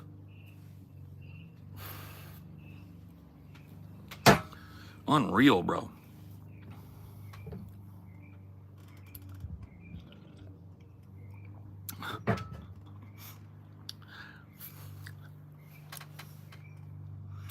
How many kids you have? No kids. Love your hair, thanks. That's why I'm respectful in public, because I'm not a fighter and I hate confrontation. I'm not a fighter. I hate confrontation, especially physical confrontation. I abhor it. But it's happened to me a bunch of times in my life where I've had to fucking get down, and I'm not above it. I don't let people bully or victimize me in public. That's just a personal fucking stance. You can have a different stance, right? I'm not gonna call you a pussy for that. I'd be calling myself a pussy, bro. I just got done telling you that I'm a de-escalator in public. I never want to get to the point where people are threatening. But if you get to that point, if you tea kettle me and try and stop the argument and punk me in public and show everybody that you're the big alpha, I'm gonna ask you to come prove it. And if you're like 99% of the rest of us and not a trained fighter at all, I'm gonna fuck you up, usually. So, see, the problem is that dudes that could fuck me up are never the guys that are gonna woof. That's a fact that you learn too. That this is that, you know, that life thing that I talked about. That was my YouTube tutorial when I was a kid that taught me how to fight. One of the things that you learn is the badasses in the world, the dudes that know how to fuck you up, are never the guys going, I'm gonna beat your ass, bitch. They just do it. Bro, I've watched it go from 0 to 100 real quick. Real quick. Facts, right? Back me up in the chat if you know that's facts. Because I think some people need to hear that what I just said is facts. The dudes that can whoop your ass, when it's go time, you never see it coming.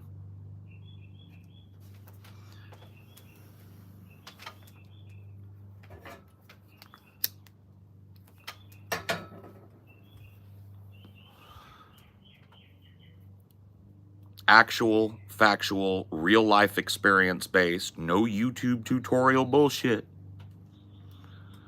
The loudest instrument makes the fucking hollowest sound.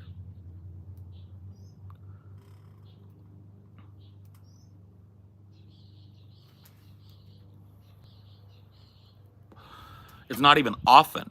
If you're the type of person that's prone, right, to going woo, woo, woo, right? If you got that little anger problem where you want to like lose an argument verbally, so threaten violence to fix it physically, right? You need to be aware of anybody that's not like you. Anybody that's not like you.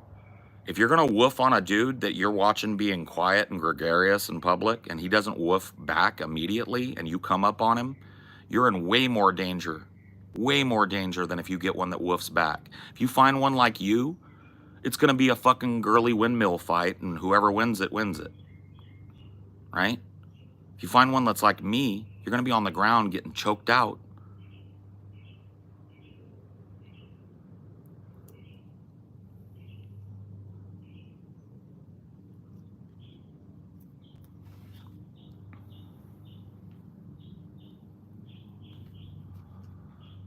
Trained professional will never tell you he's about to attack. That's principle 1 of self-defense. Don't telegraph what you're going to do till you're ready to do it. You don't give somebody the chance to put their dukes up and prep themselves for a fight. Why would you do that? If you're at the point where you're going to attack me, do it. Don't talk about it, be about it. Facts, my guy, I'm hearing you. Good. I think there's some fucking people in here that need to hear this shit, though. Right? I gotta be pointing my finger. There's 160, 170, 180 of you in here last time I looked. There's gotta be a few of you that are feeling like the finger's pointed at you. You got a little anger problem. You like to woof. Maybe you ain't met the wrong one yet. Bro, I'm warning you guys. I'm not saying you are, but if you're listening to this and that's you, you like to woof, I'm telling you, you're probably young, number one, and you ain't met the wrong one yet, but you're on a path to self-destruction, bro. You let that mouth get carried away in public, you're going to meet somebody that's going to call your bluff, and if you try it, oh, you're going to get hurt. How old are you? I'm 44 years old. I'll be 45 in April of next year. So April Fool's Day is my birthday.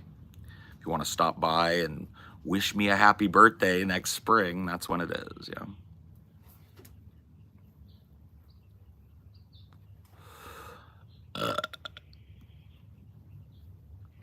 Smartphone made a generation of woofers. Well, it was a smartphone, but you know what I really think it was, dude? Call of Duty lobbies, bro. That's what I blame for, like, the current crop of 20-something woofers that you see maybe around in public, right? I think it's Call of Duty lobbies, bro. I think these motherfuckers getting consequence-free yell time with adults fucked them up when they were kids, bro. Are you married? Yes. I'm happily married. The internet and social media in general. Yeah. But I think it was Call of Duty, bro. I think it was them Xbox lobbies, bro.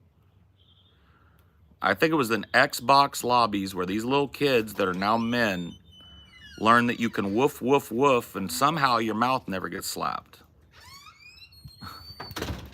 Xbox hate, bro. Dude, did you guys ever do that? I was an adult when the Xbox came out. I'm gonna tell you guys a story, bro. I was an adult when the Xbox came out, and the first Call of Duty had very limited multiplayer. It was really nothing like it was really just like a simulator of D-Day, where like you're in a boat and you land and your boat gets blown up and you're thrown free, and then all of a sudden you're on the beach and everybody's dying around you. It was really a cool game, right? But when, what was the first one that had the multiplayer? Was it Call of Duty Modern Warfare? Whatever, or was it Call of Duty 2? Some of you will know the history of it better than me, right? It was on the Xbox, or it might have been the 360. No, I think it was the Xbox. It had network capability. You could get off in a lobby. You could play a 15 versus 15 FFA. You could play gun game. Or maybe not gun game yet, but you could play like the standard deathmatch shit, co-op, right? Which one was it? Was it COD 3? Or COD 2? Anyway, it doesn't matter, right? I picked up a COD, and because I liked that first one, and I saw it had this big multiplayer scene, right? And I was like, cool, bro. So I can do some death matches. I can do some team deathmatch. Cool. Let me get in a lobby. So I popped in the lobby, and I shit you not, bro. I had one of those little headphones that would plug into the controller, I think. Maybe it was the 360 then. It might have been like really early. So whichever the first one on 360 was, maybe. Because I had a headphone thing that had a mic, and it was plugged in, right? And you could hear it, right? It might have been plugged right into the Xbox. It might not have been the controller, but you get my drift, right? So I'm wearing that. I enter my first Call of Duty lobby to do my first team deathmatch. And we're in that pre-stage where we're waiting people to come in.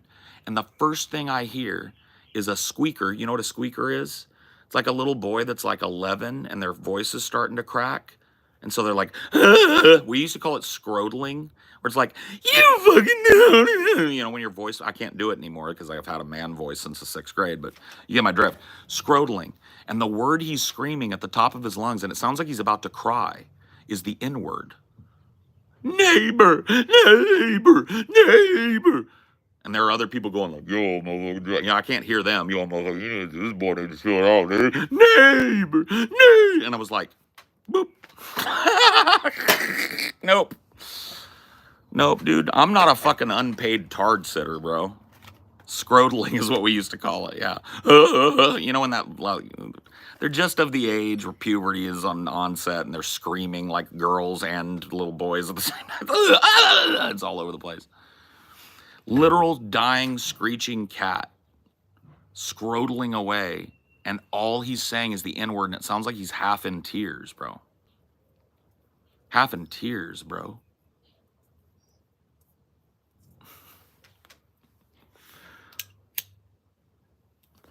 So that's why I always hate it extra when people go, dude, do you play COD? Because that's, fuck no. Dude, if I was babysitting fucking latchkey children, I'd be getting paid, bro. Why am I gonna go bust my ass all day and come to chill out and babysit a fucking kid who's not gonna stop screaming the N-word unless you mute him up or move to another lobby, and the next lobby has one that's worse?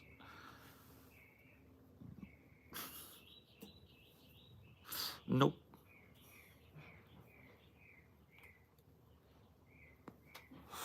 Popped in right at the screech. You woke my cat up. Sorry. Poor kitty.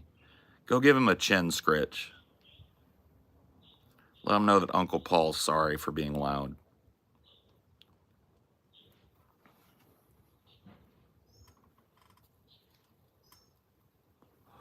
COD has an AI bot that will ban you from voice chat for that now. That's cool, but I gotta tell you, that being your first experience with COD multiplayer and then watching it blow up and then watching other games, because I know that shit is the same in Fortnite.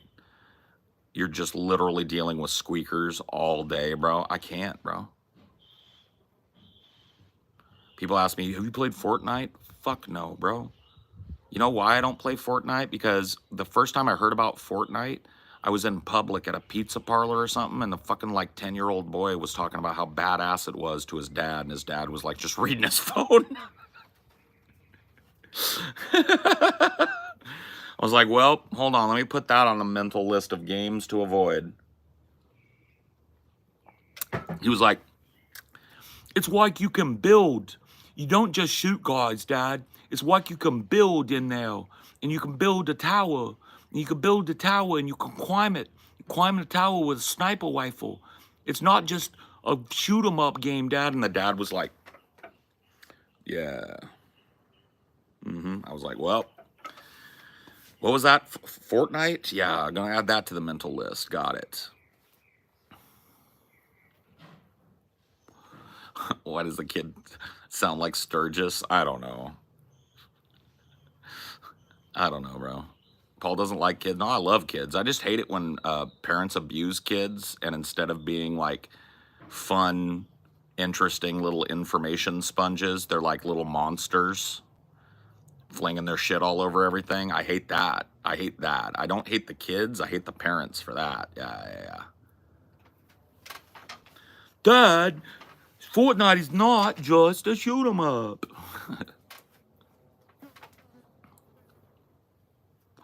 I played PUBG like a adult, but you don't use "and" before a vowel like an adult. But yeah, you do play PUBG like one, Triple C.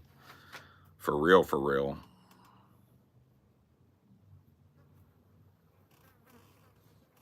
And you got it. You got it. Dad, you could play... It's not just a girl character, Dad. You can play as Spider-Man now.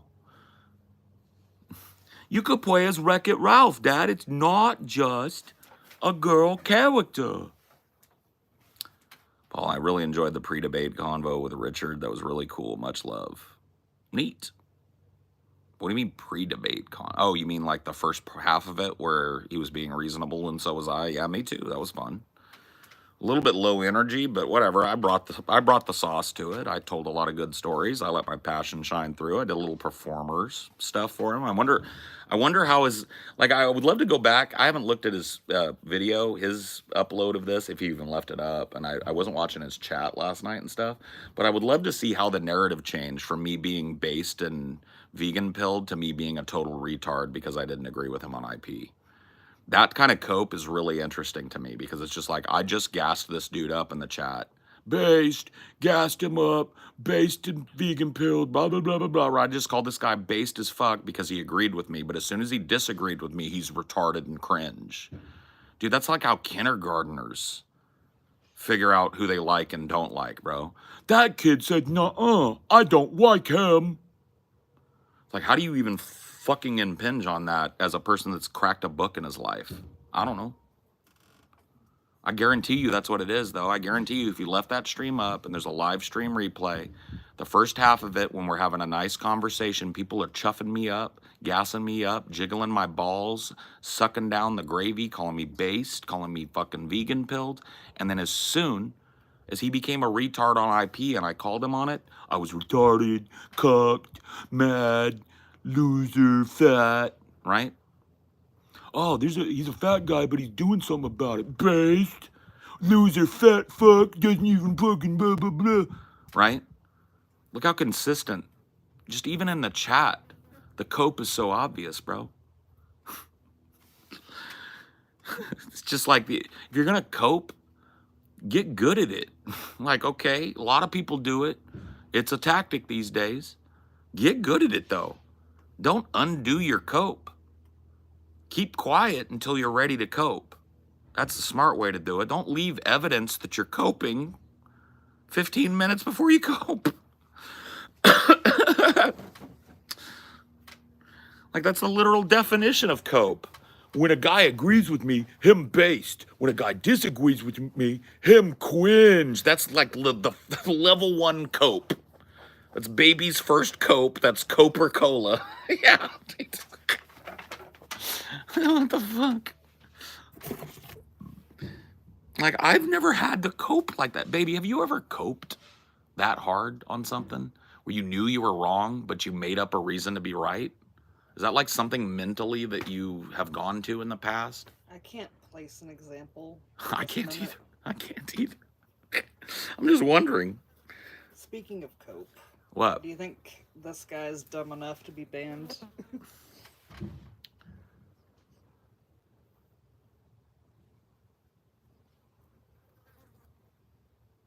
Yeah. Yeah. Get rid of him.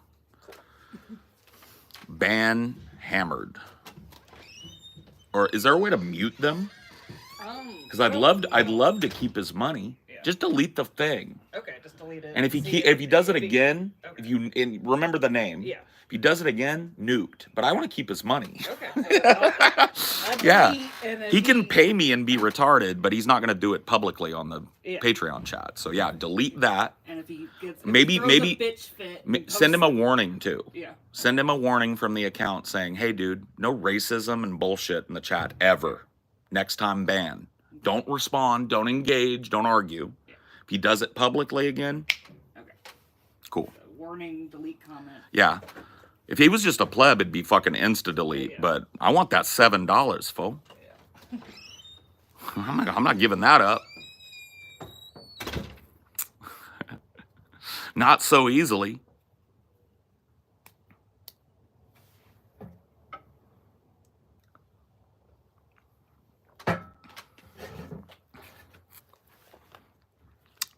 Where's the sweet leaf? I don't do sweet leaf. I drink water with the, you know that little Mio thing? A sugar-free little thing? I put a little flavoring in it, and I drink this all day, bro. This is like 9 times out of 10, if you see me with a Bev, that's it. The other one time, it might be a Diet Pepsi or a Diet Coke or something if we get a bottle of that.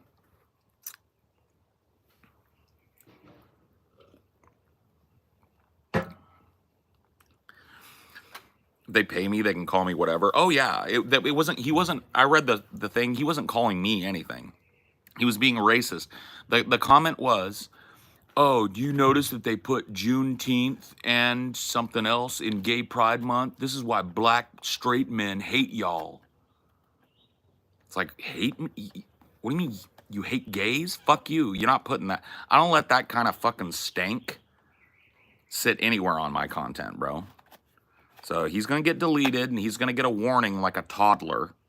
By the way, I've never had to get a warning in my adult life, bro. Hey, Paul, you're being autistic as fuck and people are annoyed as fuck, bro. You need to hold it down. Never once.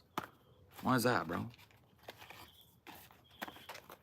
These motherfuckers, grown-ass men, have to get corrected like a middle schooler day in and day out. That's why I told her don't engage, because I guarantee you when she types to him, hey, racist again, you're banned, he's gonna try and argue. I told her don't engage, because that's what he wants. And if you notice him again in any negative light, he's gone. Then he can have his $7 next month, because his credit card will be fucking kicked off our rolls. But if he just wants to be retarded in his head, but he's still opening that wallet, why wouldn't I cash that check?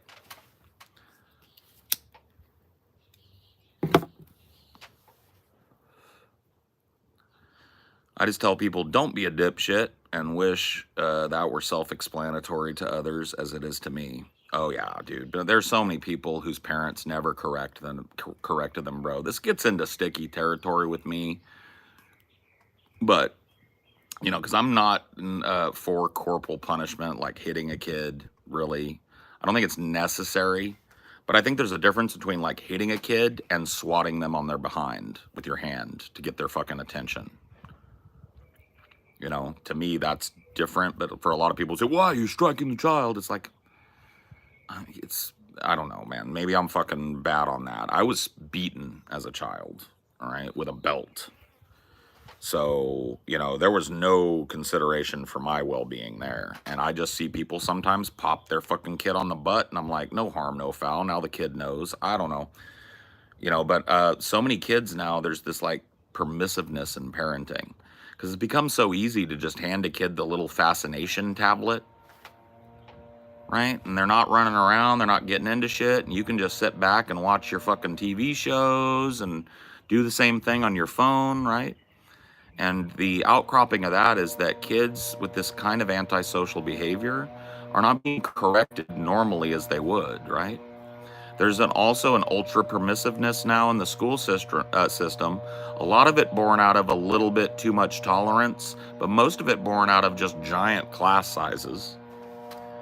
Kids are getting away with shit in school that they never would have in my day. Kids are getting away with shit at home that my father would have beaten the fuck out of me for. And they're never corrected, and then they become adults, right? And this ties back. Those woofers, a lot of times, not to get fucking mind-ready about it, but I would be willing to bet dollars to donuts, if you could do an empirical study on woofers, you would find mean dad. You would find mean dad that didn't correct them any other way other than derision. You know what I mean? Every time you would find permissive parenting. You would find a kid that fucking spent upwards of 9 hours a day during his formative years as a toddler and as a tween and as a teen on the skibbity. Mouth hanging open like a grouper. You ever see people on their phones, bro? I'm a people watcher. I talked about this, dude. I have to fucking say it again, bro. Go out in public the next time and instead of scrolling your phone, just look at people. Everybody's doing it, right? It's weird that everybody in public is out there doing a social thing, but everybody's lost in the sauce. I want you to count groupers. I call group of people that have their mouth hanging open in public, like, because it's just like their brain is so fucking gone in the dopamine loop that like their jaws relaxed. I see kids, I see old people. Bro, count the groupers, bro. It's like a game you can play next time you're in public. I bet you see 10.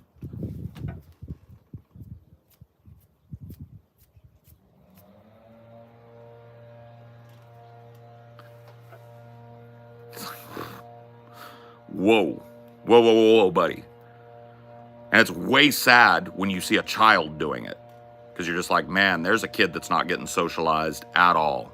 You brought your kid to the restaurant so you can give them the skibbity and let them just do what they do at home? Why? Sitting there like a little fucking grouper. Watching fucking Pixar films on repeat. It's fucked, bro.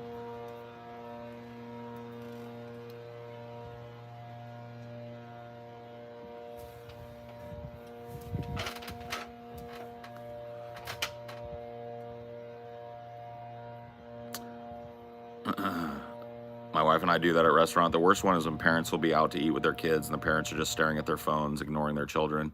The children are staring at their phones, ignoring the world and not getting any socialization. And the parents aren't even paying attention to themselves, to each other, like the husband and wife or the wife and wife or husband and husband. They'll be sitting there, both of them on the phone, kids both on the phone. Food arrives, they look up for a second and say, oh, thanks. And then they finish what they were doing on the phone before they get into the food. It's like, how disengaged can you be and still be in public?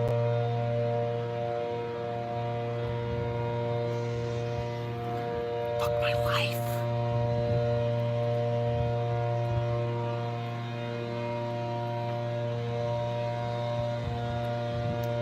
Oh my God, dude. Blow my fucking brains out with a fucking double-barreled shotgun, bro.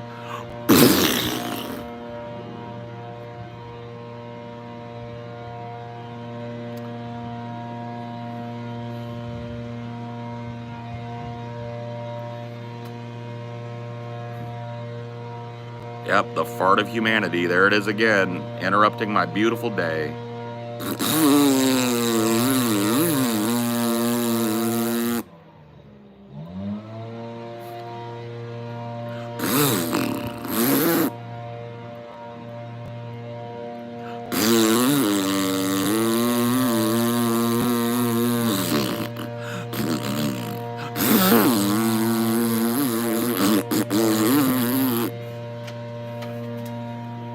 Leaf blower, the most useless piece of gardening implement, literally replaced by 5 minutes and a rake.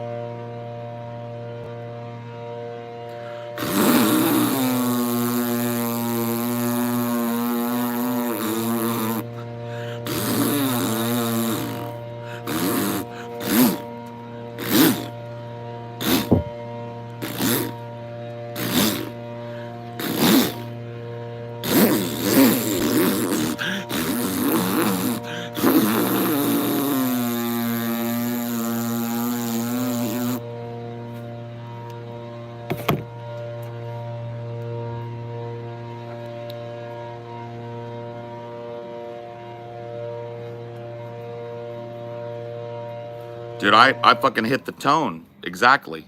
I hit the musical tone of that fart.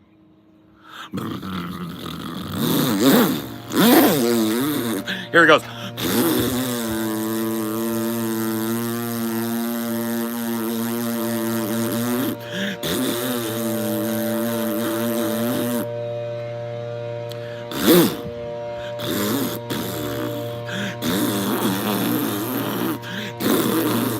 Fuck, I'm losing it. I don't want my whistle.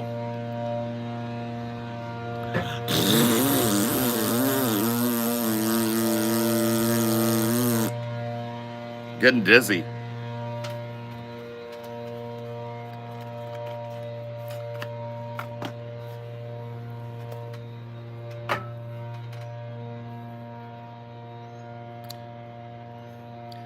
Well, okay, so I've been corrected in the past. I was told by my choir teacher in high school that I had perfect pitch. I was told, I think incorrectly, that perfect pitch means that you can recreate a note from memory. So my ability to match that note was not perfect pitch, but it did show a good handling of pitch. I've got good pitch modulation, especially to be able to make a weird noise and modulate the pitch, right? So for example, when I sing you guys a song, very rarely do I start the song off key. Sometimes it'll happen if I haven't heard the song in a while. But if I have a reference note in my head, even if I have to drop it an octave to be able to sing it, because sometimes I can't sing as high as that person, I'm in the right key every time. Name me a song, a popular song from the 80s or 90s right now, and I'll sing a little bit of it. You can go and check, right? You can go and listen to the song. Most people have relative pitch, at least some level of relative pitch.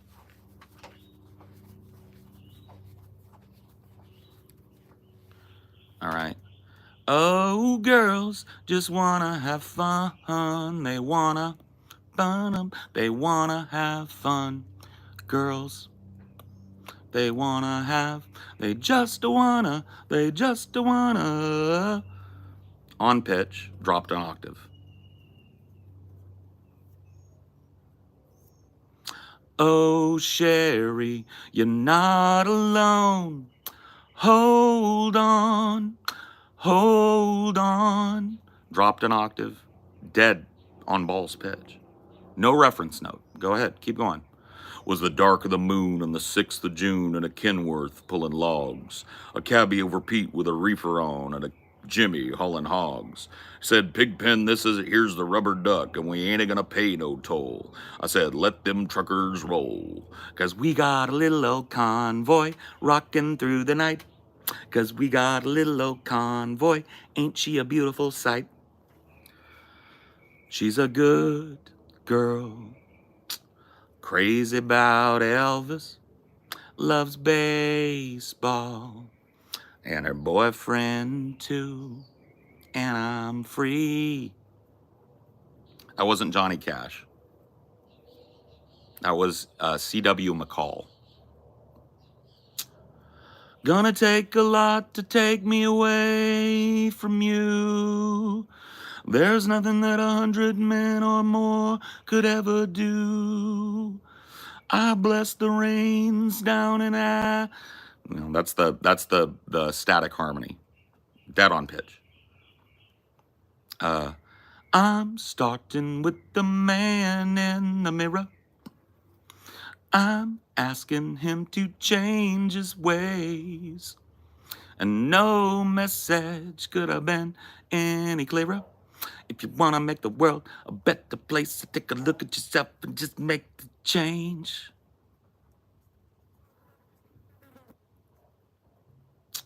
I can feel it coming in the air tonight. Oh, Lord. And I've been waiting for this moment for all my life. Oh, Lord. Oh, Lord.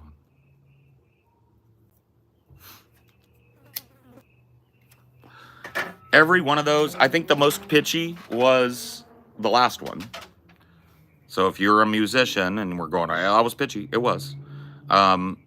Transition between pitch rapidly is a skill that not many singers have. And Phil Collins is one of the most talented singers of the last 20 or 30 years. Yeah, I mean, I would be willing to take any verification from somebody who verified the pitch. Somebody noticed it one time. You guys that have been around a long time, you guys remember when I did that bit where I did You Got a Friend in Me? If you go watch, people made a meme videos of that, and they were able to just take the instrumental and put my vocals over it. And a couple of people commented on that, like, that's like an F. I can't remember I don't sight read music. That's why people say I can't have perfect pitch, because you can't say, give me a G, and I can't go, because I don't know what a G is, right? But he was like, that's like an F sharp minor. That's a hard note to hit. Paul must have perfect pitch. You know, and I was just doing it from do do do do do do do do do do do do do do do. You got a friend in me. You got a friend in me. You know, dead on. You could just put that little clip over the vocals and make it come in at the right way. It's dead on.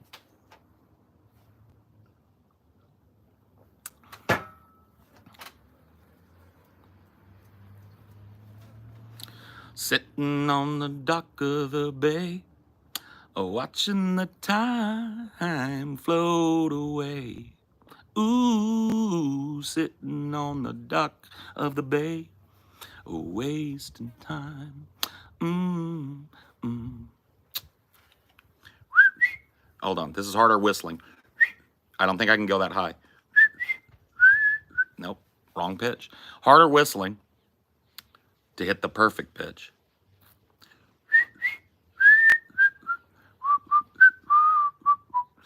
That's off pitch.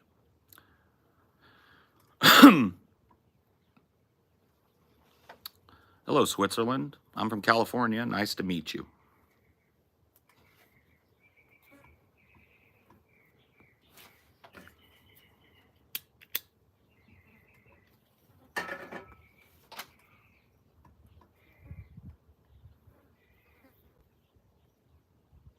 I remember a couple of streams where you did Eve of Destruction and Working Class Hero intros. Yeah.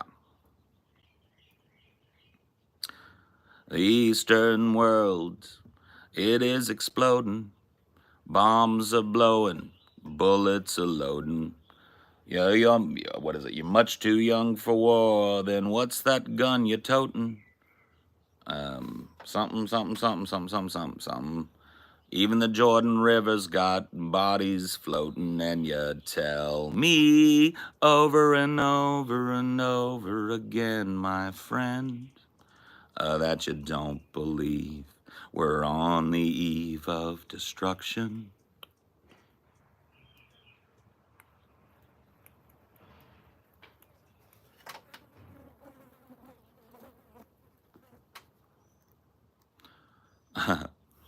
Dude, the ink spots are so smooth, bro. I don't want to set the world on fire. I just want to start a flame in your heart.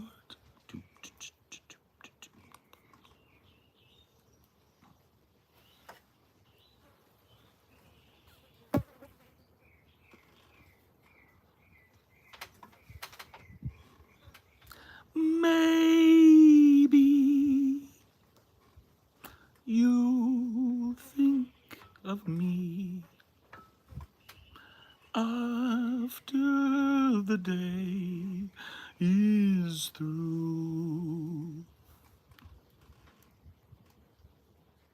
Maybe your eyes will become back to me. Oh, maybe, my love, maybe. It's so hard. But doom, doom, doom. Maybe you'll think of me after the day is through. That's so good.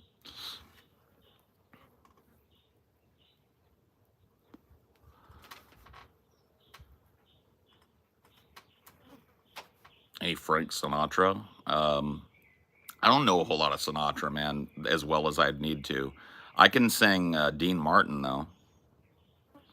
I've got Dean Martin down pat. Dean Martin was, he's part of the Rat Pack, so I'll do that for you. Rum dum dum bum bum bum.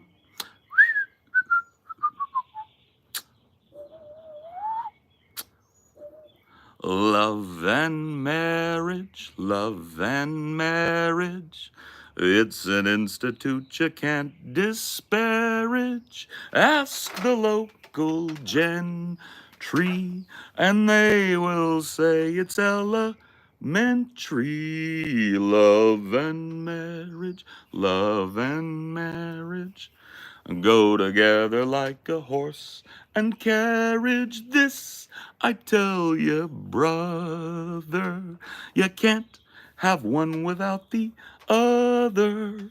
Try, try, try to separate them. It's an illusion. Try, try, try, and you will only come to this conclusion. Love and marriage, love and marriage. Blue Moon. That's so tough, dude. It's another smooth ass song, man. Blue Moon, I saw you standing alone, without a dream in my heart,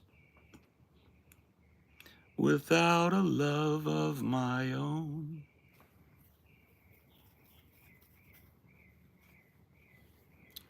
Do you like Mazzy Star? I want to hold the hand inside you.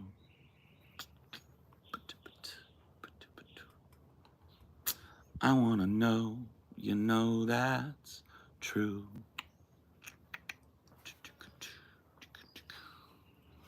I look at you and I see nothing.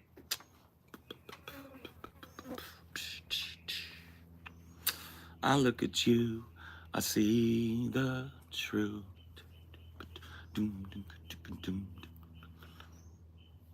Fade into you.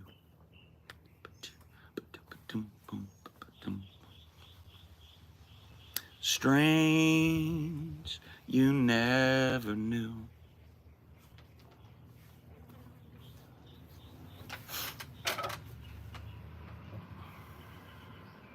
Yeah, the 6/8 is beautiful. That was my like lock yourself in the bedroom and cry about how the world doesn't understand you and your girlfriend left you song in high school. Mazzy Star, Fade Into You. I think it was everybody's. That was the one that you listened to. You made fun of it in public, but when you got home and put your headphones on and wanted to have a fucking sad wank, you put on Fade Into You. Either that or Brick by Ben Folds 5. 6 a.m. day after Christmas, I walk across the parking lot and I go down to buy her flowers and sell some gifts that I got. Can't you see? It's not me you're dying for, and I'm feeling more alone than I ever have before. She's a brick. It's so too high. My falsetto is too low, but it's a beautiful song.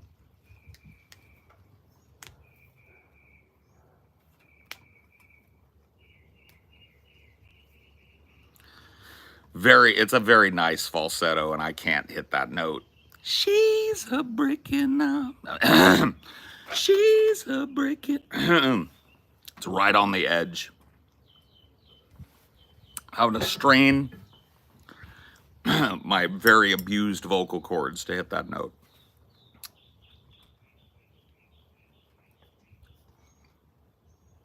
There is a house in New Orleans they call the rising sun, and it's been the doom of many a poor boy, Lord knows, because I'm one. You're a mean one, Mr. Grinch. Your heart's an empty hole. You've got something, something, something. You've got spiders in your soul, Mr. Grinch. I wouldn't touch you with a 99.5-foot pole.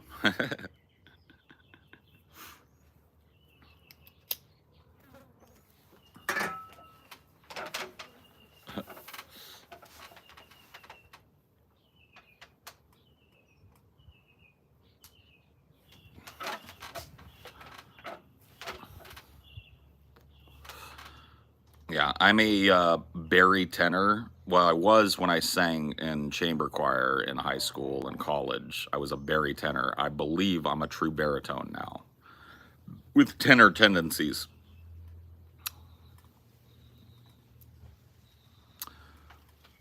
We need a dirty version of Mr. Grinch. You're a real snack, Mr. Grinch.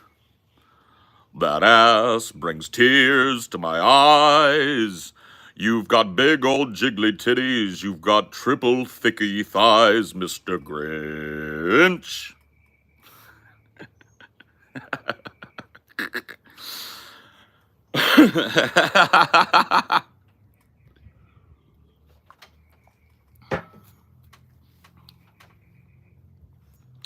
Too much smoking made you baritone. That and just getting old. Very common for tenors to lose their tenor, even if they don't smoke. You'd know that if you were a singer. Jim Carrey bodied that song. Jim Carrey bodies everything he does, bro. Jim Carrey's made different.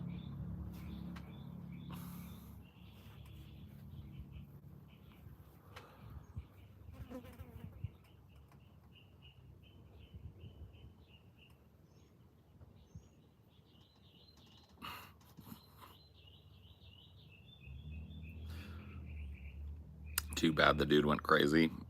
Seems to be doing okay, even though he's crazy. You know, there are definitely people that are crazier than him that are doing way worse, or less crazy than him doing way fucking worse. Dude seems to be okay. He's found his center. He's found his outlet. He's found something to channel himself into, and he knows what he is, even if he's delusional about it. It's his life, not yours, you know. I got a lot of respect for Jim Carrey.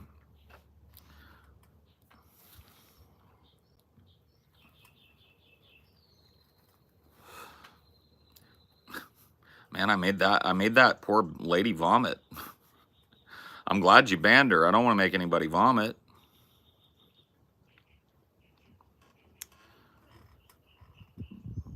I have no idea about pregnancy lowering your diaphragm. I assume it does. I assume, especially once you start getting into the last trimester and you're really showing, I do know that like that presses against the diaphragm of a woman. It makes it uncomfortable. So I have a feeling that, yeah, maybe your singing voice would be impacted by pregnancy, but I have no, that's speculation.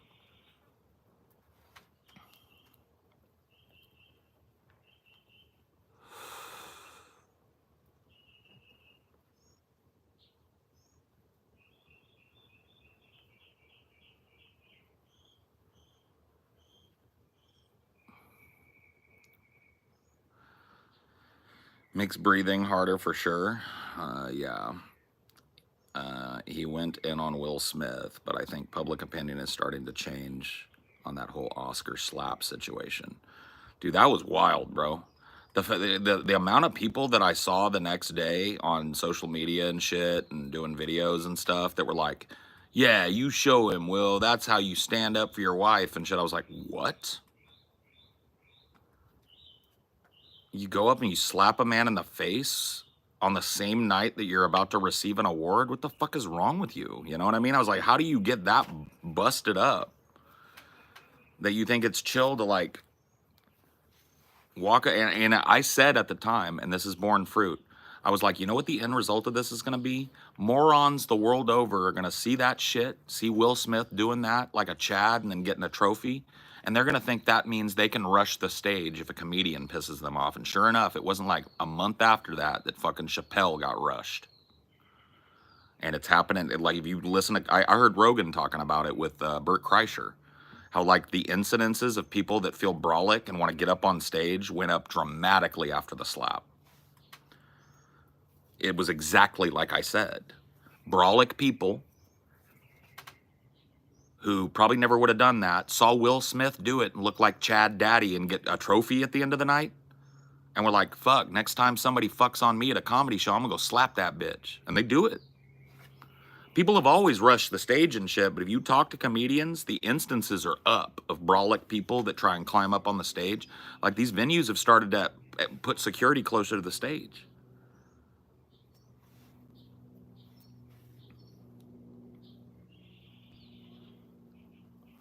Especially at a comedy show. Dude, if you're a sensitive, fragile ego pussy, don't go to a comedy show, bro. That's not for fragile people. I'm not even, like, undermining your fragility, bro. Some people are different. But why would you go to a place where people are literally, pretty much as a rule, trying to offend you with their humor and get offended and brolic about it, bro? That makes no sense. That's like getting pissed off because you saw a clown at the circus. It's like, well, bro, that's where you see clowns, though. You know, why'd you go just to get mad at the clown? But it's, that type of fucking thinking, just taking your prescription, taking what you do and extrapolating out one layer to any other situation that's similar is too much for like 80% of people. Like, you can't rely on 80% of people to have enough knowledge about themselves and enough ability to check their own fucking out of control id to even think about what they're doing as ridiculous. Why did I come to a comedy show when I'm a sensitive brolic pussy? Why did I go to the circus, Barnum and Bailey Circus, if I've got coulrophobia? That's clown phobia, by the way. Why did I go to the zoo if I'm afraid of wild animals and they piss me off? Why did I go to a political rally when politics makes me rage out and I can't fucking control myself? You know what I mean? It's like that. It's like one step away from their situation makes sense, but if you tell them that, they look at you like you just fucking spoke glorp in alien language. Like, you will tell a dude, like, dude, why you come to a comedy thing if you don't want to be offended? That's like going to a circus and not wanting to see clowns and get brolic about it. You will watch. You ever see that reboot? People do it like in edits on videos where it's like the scrambles, like the old connection sound from the 80s and 90s. They literally, every time they'll pause for like up to 5 seconds. Like, you'll see that they've just went internal. And then when it comes out, they'll be like, what are you even fucking talking about, bro? That's what they land on 90% of the time, bro. It's like, what? What do you mean, what am I even talking about? I ain't talking about clowns, bro. It's like, okay. Never mind, dude. I thought we could take one step into the theoretical, but you're too dumb. Got it. Go off, King. You tell that guy that offends people for a living to shut up.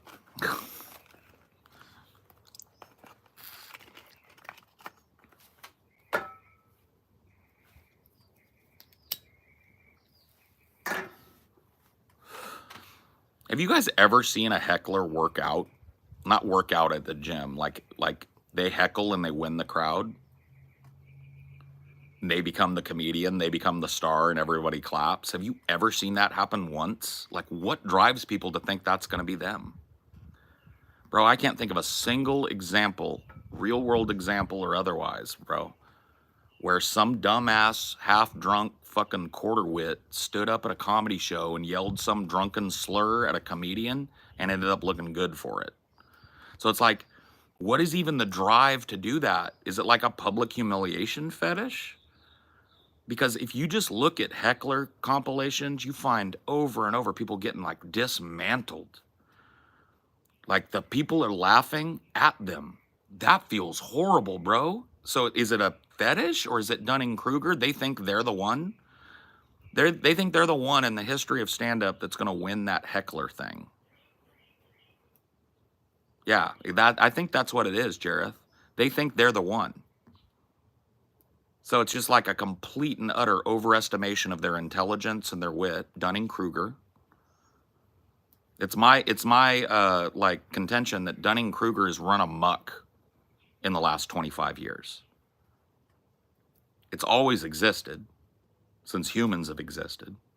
But this idea that the stupid among us think they're the smartest, and the smartest among us vastly underestimate their intelligence quotient is fucking out of control, bro.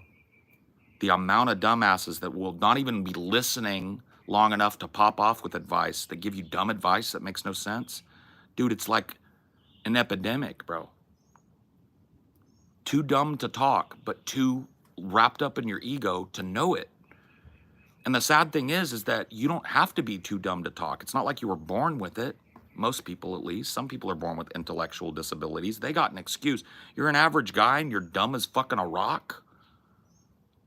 And your only option in a fucking verbal disagreement about something is to get brolic and mad. Bro, you don't have to be that way. But the thing you have to do it is something that people fear now more than anything at all. It's called cracking a book open and reading it. Learning about yourself through the wisdom of history and others, fiction, nonfiction, bro. Seeing parallels in yourself, learning what anger is, right? All of that will help you with that. But bro, I can't fucking hold your hair by the back of your head and force you to read a book. I'm not a trained psychiatrist, so I can't fucking help you, little man. Your dumbassery is entirely your fault. Maybe when you were a kid, you could have blamed your fucking parents for not rearing you right. But now, especially at a time when all of human knowledge is at your fingertips, right in a little thing in your pocket, you can find any book ever, you can get any song ever written, any movie ever made right there in your hand, and you're still that dumb? What could I possibly do that can't, you know? especially when the prescription is watch a movie, read books, step outside of your comfort zone and have a new experience or something. I don't know what to tell you, but if you find yourself brolic every time somebody disagrees with you on something, you might want to crack a tome. Main character syndrome is another name for Dunning-Kruger. Dunning-Kruger, the prescription of Dunning-Kruger is that usually the stupidest people in a society have the highest estimation of their intelligence, right? So if you ask people on the street, you do anonymous IQ tests, and then you say, where do you think you landed? The people that are actually lowest on those tests estimate themselves highest, and the people that are highest on those tests estimate themselves as middling or lower. That's Dunning-Kruger. So another name for it, and a cool name for it, and an understandable name for it, is main character syndrome. A person who hasn't availed themselves of any human knowledge to the point where they live a solipsistic existence, but if you said solipsism to them, they would look at you like you just sneezed. They might say, bless you, right? But they've been trained by their parents and trained by a society that's ever more about infotainment and no entertainment at all, right? They've been trained by society to believe that they're a snowflake, that they don't have to read anymore. All they have to do is watch the latest talking head, right? Have somebody else tell them how to feel about something. That's why you see so many people my parents' age, the boomers, locked into Fox News. Bro, I'm not even gonna get into the politics. Fox News is retard drivel. Have you ever watched Gutfield? It's like he's making a show for adult toddlers. It's fart humor and it's bad. It's like poo-poo doo-doo humor, but it's not even funny poo-poo doo-doo humor. It's literally like 12th grade humor trying to talk politics, and adults are gobbling that up, bro. Gobbling.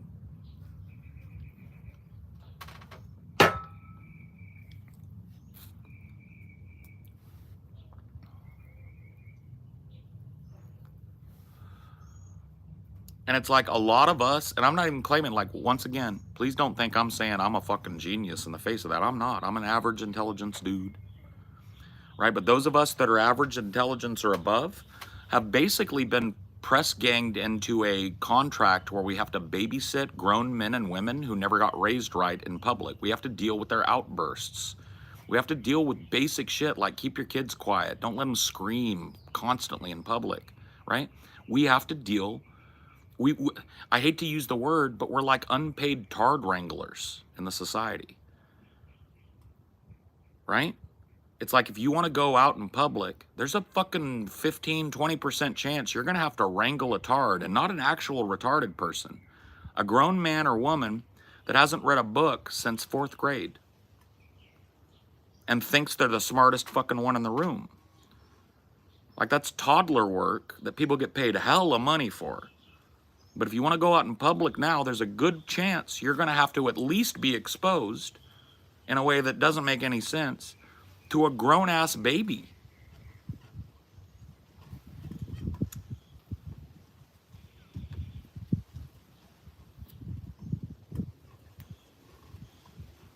Like, oh no, trust me, I ain't fucking saying CNN is any better.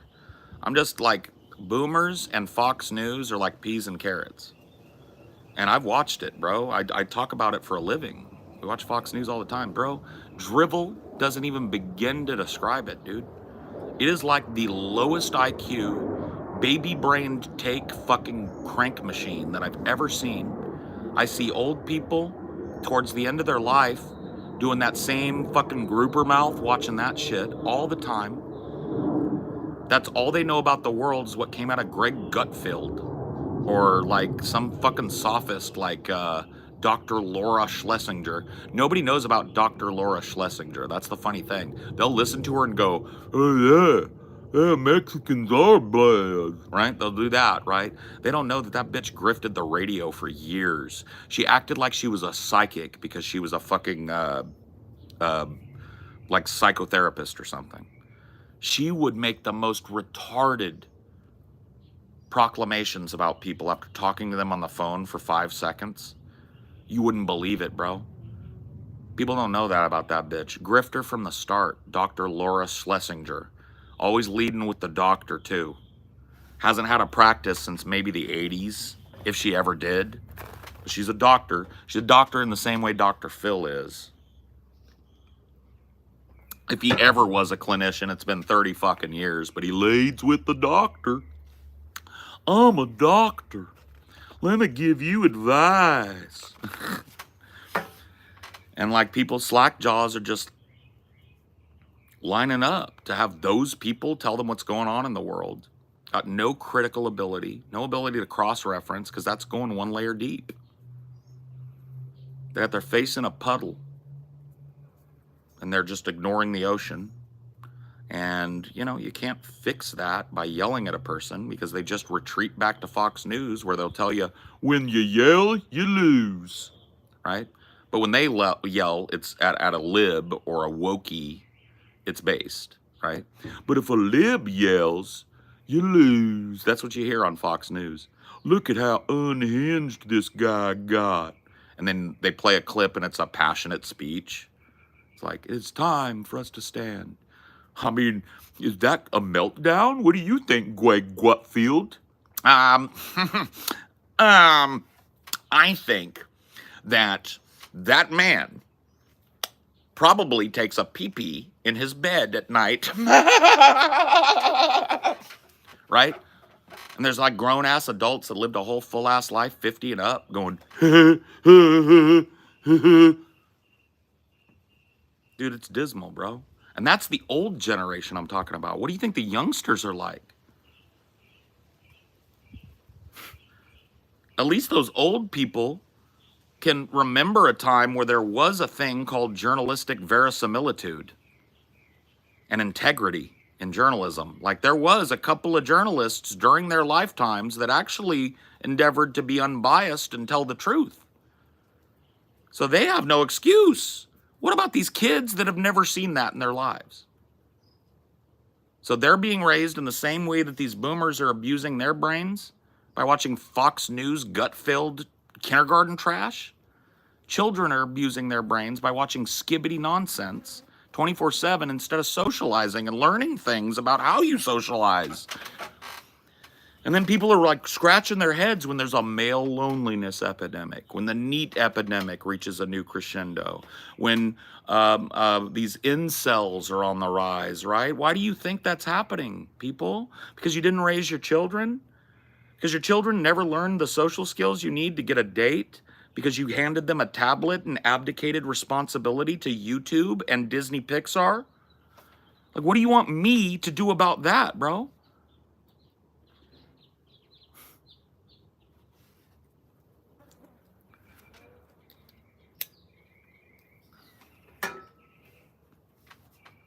You don't believe that for a second, right?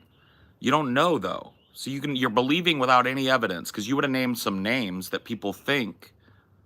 So what about Edward R. Murrow? That wasn't a journalist with integrity. What about Walter Cronkite? That wasn't a journalist that had a bare sense of fucking integrity about telling you the truth. Argue against those two names in your next comment. Pick one. By the way, you're on the clock, because that was really dumb now that I think about it. So 40 seconds to answer, to engage on one of those two names, or you're gone. Or you are the object of this talk, and you need to listen more than you talk, okay? You got 30 seconds.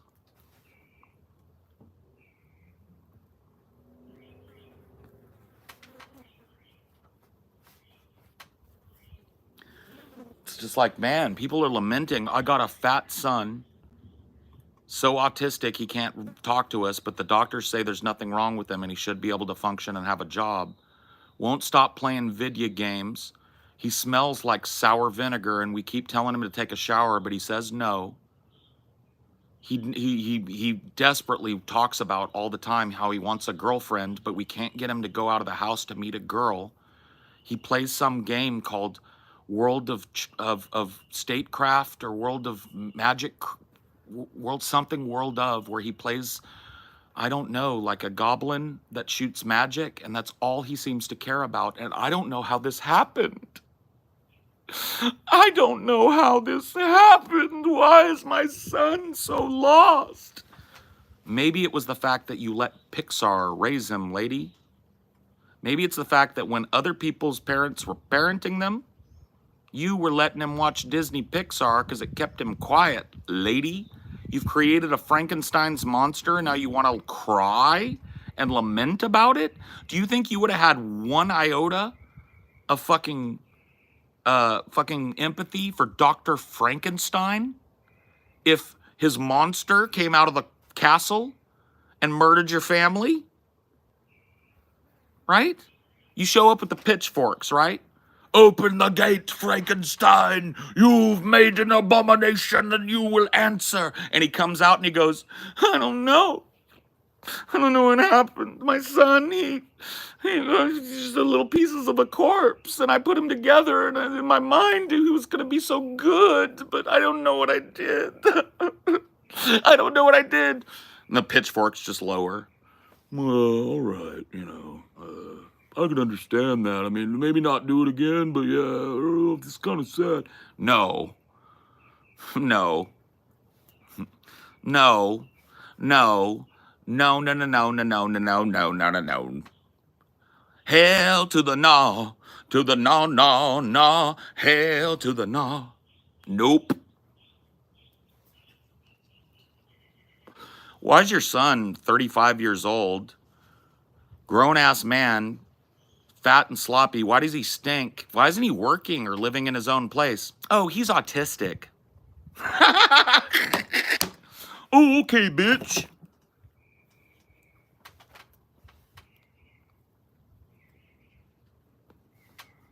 It's kind of ableist. Say what you want. Say what you want. I know way too many autistic people that work big time motherfucking jobs because their parents love them enough to know that their social disability shouldn't impinge on them. So I'm not going to let a woman with a completely verbal, incapable adult living in her house smelling like vinegar give me the excuse of, oh, he's autistic. You know what? That's the ableist thing.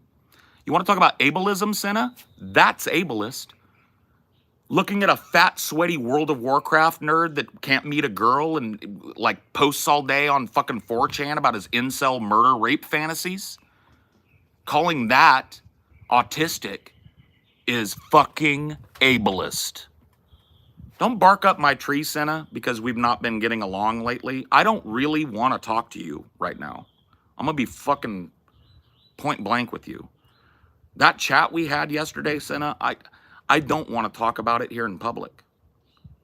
That Discord chat in front of those people that we got into yesterday, bro, that is one of the most, and to have to do that in the same day that I talked to Vegan Gains, Senna, that was awful. Your sophistry, your inability to justify your position was laughably, laughably awful. And it's only because I know you're a nice person that I didn't fucking blow up at you harder. Because that kind of stupidity, confidently, is so destructive when you spread it around. When I'm in a room full of young people around your age and you're going like, I want to get a new job, but I expect a level of comfort. When I tell you, oh, go get a job here, and you go, well, I'm physically disabled, so I can't do manual labor. And I ask you, me too, and I've done manual labor pretty much my whole life. What do you have? And you say, I have sciatica. That is fucking like, on no planet, Senna, does that work for an adult. And I spent an hour or more with you, Senna, wasting my fucking time because you don't want to get better. You don't want to improve yourself. You want excuses, and you've got a fucking endless bag, and I'm tired of reading them. I'm tired of hearing them, Senna. I can't because I'm disabled. Oh, how are you disabled? I have bursitis in my shoulder. Fuck you. I worked for 20 years doing donkey labor with a back that looks like a question mark. That is a retarded excuse, Senna. You want some ableism? There you go. So you don't want to talk to me anymore, Senna. Not about this. We're chill. I know you're a nice person. But you don't want to check me on anything right now, Senna, because I got zero time for you right now. You wasted mine yesterday, utterly and completely. Wasted my time. You weren't listening. You reached into a bag of endless Senna excuses to justify your lifestyle of sitting around and doing the minimum and bitching about it. And that's a waste of my time because you don't want to get better. You don't want to better yourself. You have no intention of doing it. And you've got nothing but sad times for people. Oh, I'm having a bad day. Why is that, Senna? Because I hate my job. Oh, maybe you could go work here. I can't. I have sciatica. Give me a fucking break. And quit moaning in my presence. Because I'm going to start calling you on it now, Senna. That's what you earned by wasting my time yesterday, Senna. Next time I hear you moaning about your life, about how hard it is, in a public chat, trauma dumping, you're going to hear what I think about it. That's what you earned for wasting 2 hours of my time yesterday being a child to my face. Okay? Other than that, we're chill, but I wouldn't check me up in here ever right now.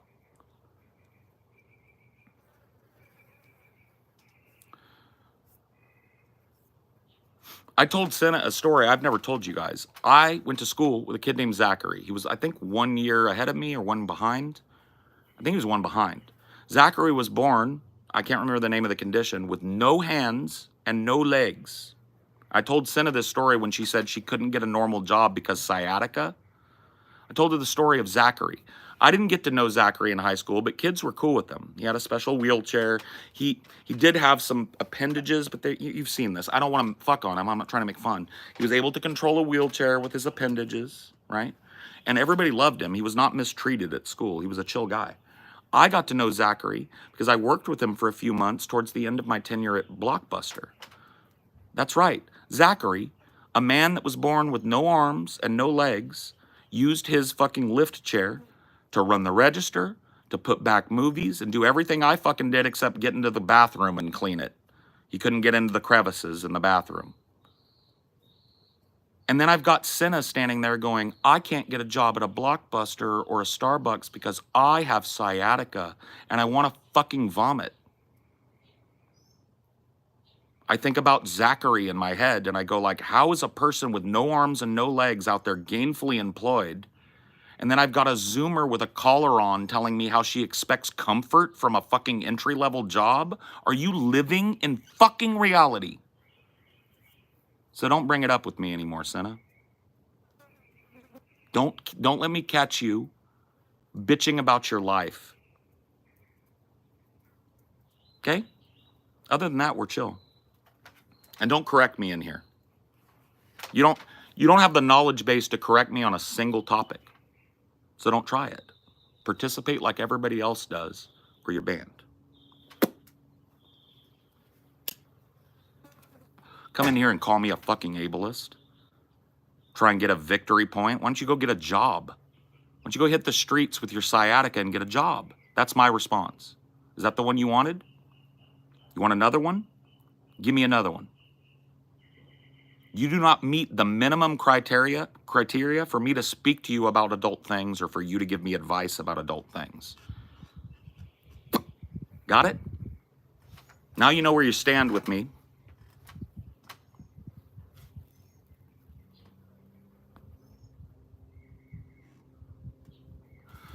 Ban Max Hill because he's in the middle of a conversation. He walked up to a dude having a conversation with somebody at a bus stop and said, excuse me, what kind of cigarette do you smoke? He's gone. Not respecting the vibe. Not bringing the same energy here that he would bring in public. He's gone. This is not for you to stroke your fucking tiny little fragile ego, bro. Get out. It's done, me lord. Yes, me lord. More work? Here I go then. More work?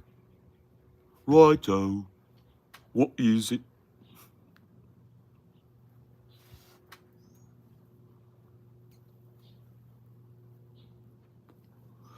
Righto. Off I go then. More work? Off I go then. Respect the fucking vibe, yo. The vibe is never, I'll let you know this about my vibe. The vibe is never listen to somebody throw a pity party for themselves, and then when you give them advice, they got a sack full of excuses and a bunch of childish expectations. That is never the vibe when I'm in the room. Forewarning. Forewarning, man. I'm not one of these guys that worships work. I think in a perfect world, people wouldn't have to do donkey work, and I hope that we're careening towards that right now. But I'm also a realist. I live in reality. I got no fucking sympathy for you if you think playing video games is bettering yourself. If you think chilling in Discord day in and day out is bettering yourself, I got no time for you. You've got 10 years worth of fucking education to even talk to me about anything that an adult would talk about.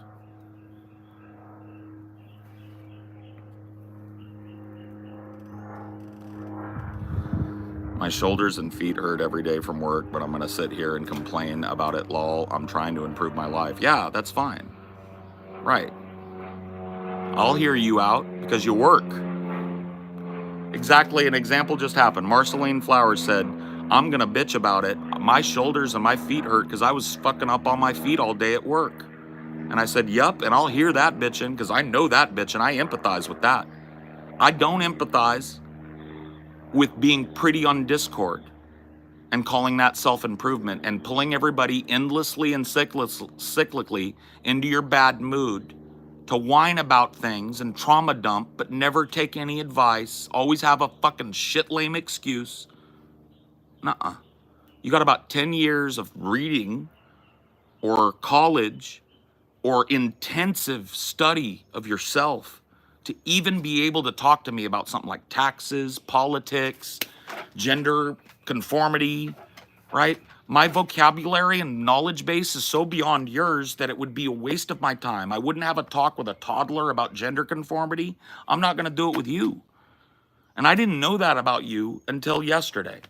I didn't know that I was dealing with a child. That's part of the problem, I think, in my socializing with people beyond this, is that I get rope-a-doped because I'll sit in a room with somebody and I'm like, this is a reasonable person. Yeah, a little bit Zoomer from a different generation, but got a good head on their shoulders, working a job. That's what I thought about you, Senna. I didn't know till yesterday that you were a fucking excuse maker. A professional victim. Victim of the world, victim of circumstance, victim of a lack of comfort in your entry-level fucking burger flip job, so you don't do it. Victim of your sciatica, even though Zachary, a victim of quadriplegia, worked with me at fucking Blockbuster. Somehow he figured it out, but your sciatica keeps you from putting a movie back behind where it belongs or making a latte.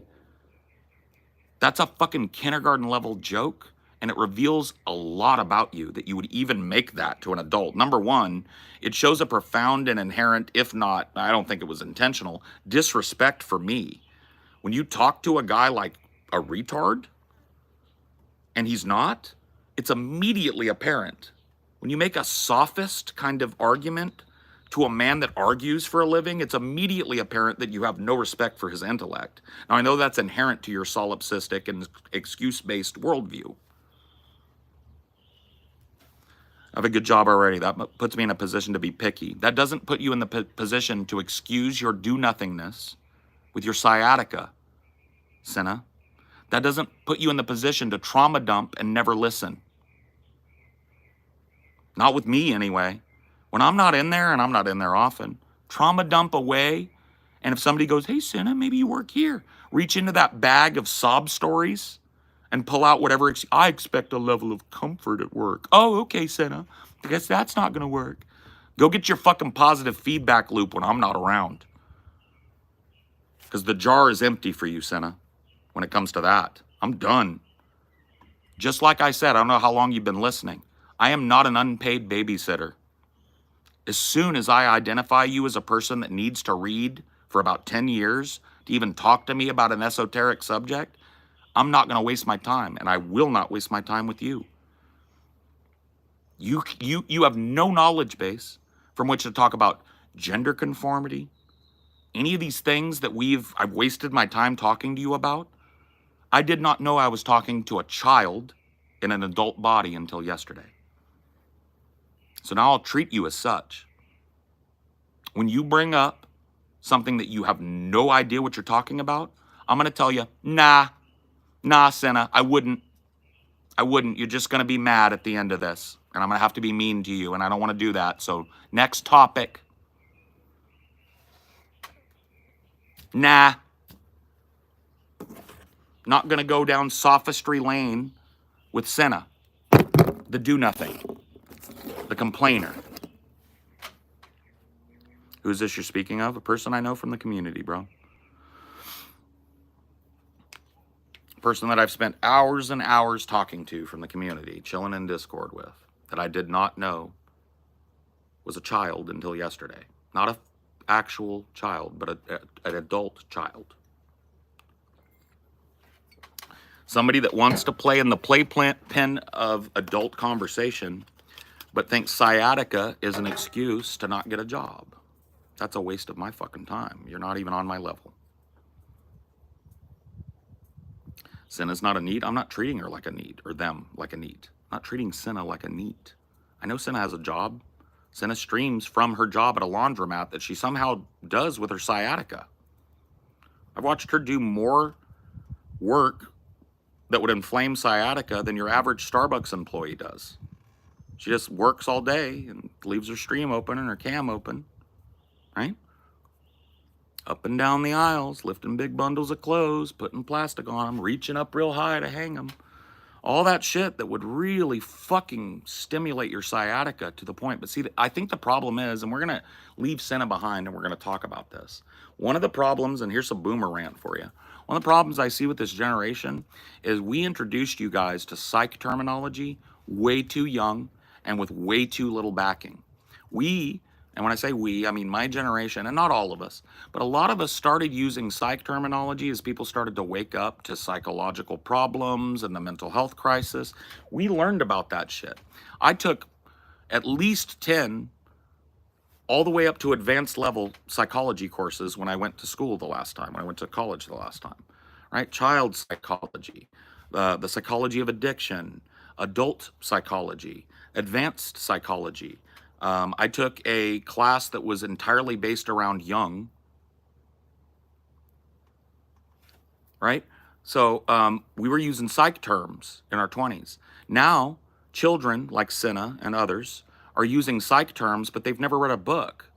And the reason that they're using them is because this is one of their litany of excuses. Oh, I'm neurodivergent, so I can't X.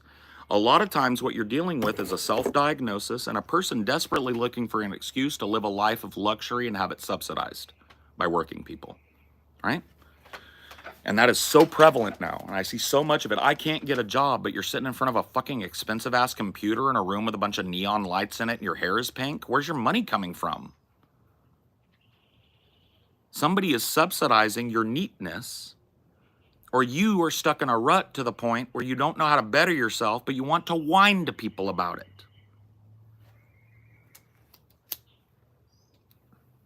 it.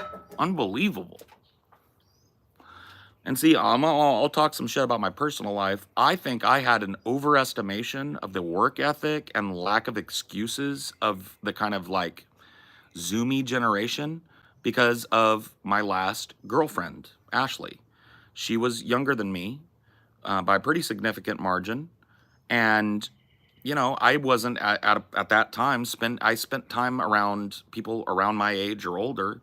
I hadn't had a whole lot of fucking long-term lasting interactions with a Zoomer. And when I met Ashley, she was very Zoomer. Pink hair, pigtails, anime room, the whole nine.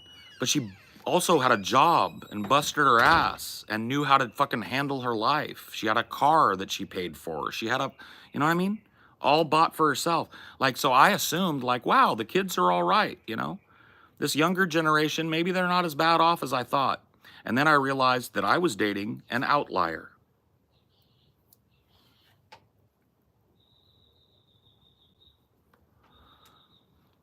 I had found an outlier in that generation, or at least a member of a small or maybe medium-sized minority, right?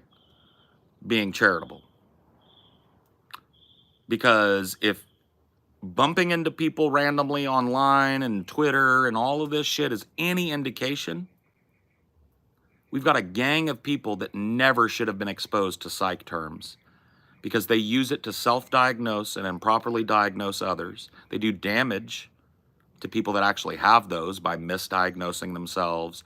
You know what it ends up in? Have you seen people that are like, they're called tick talkers, T-I-C-K? Have you heard of this?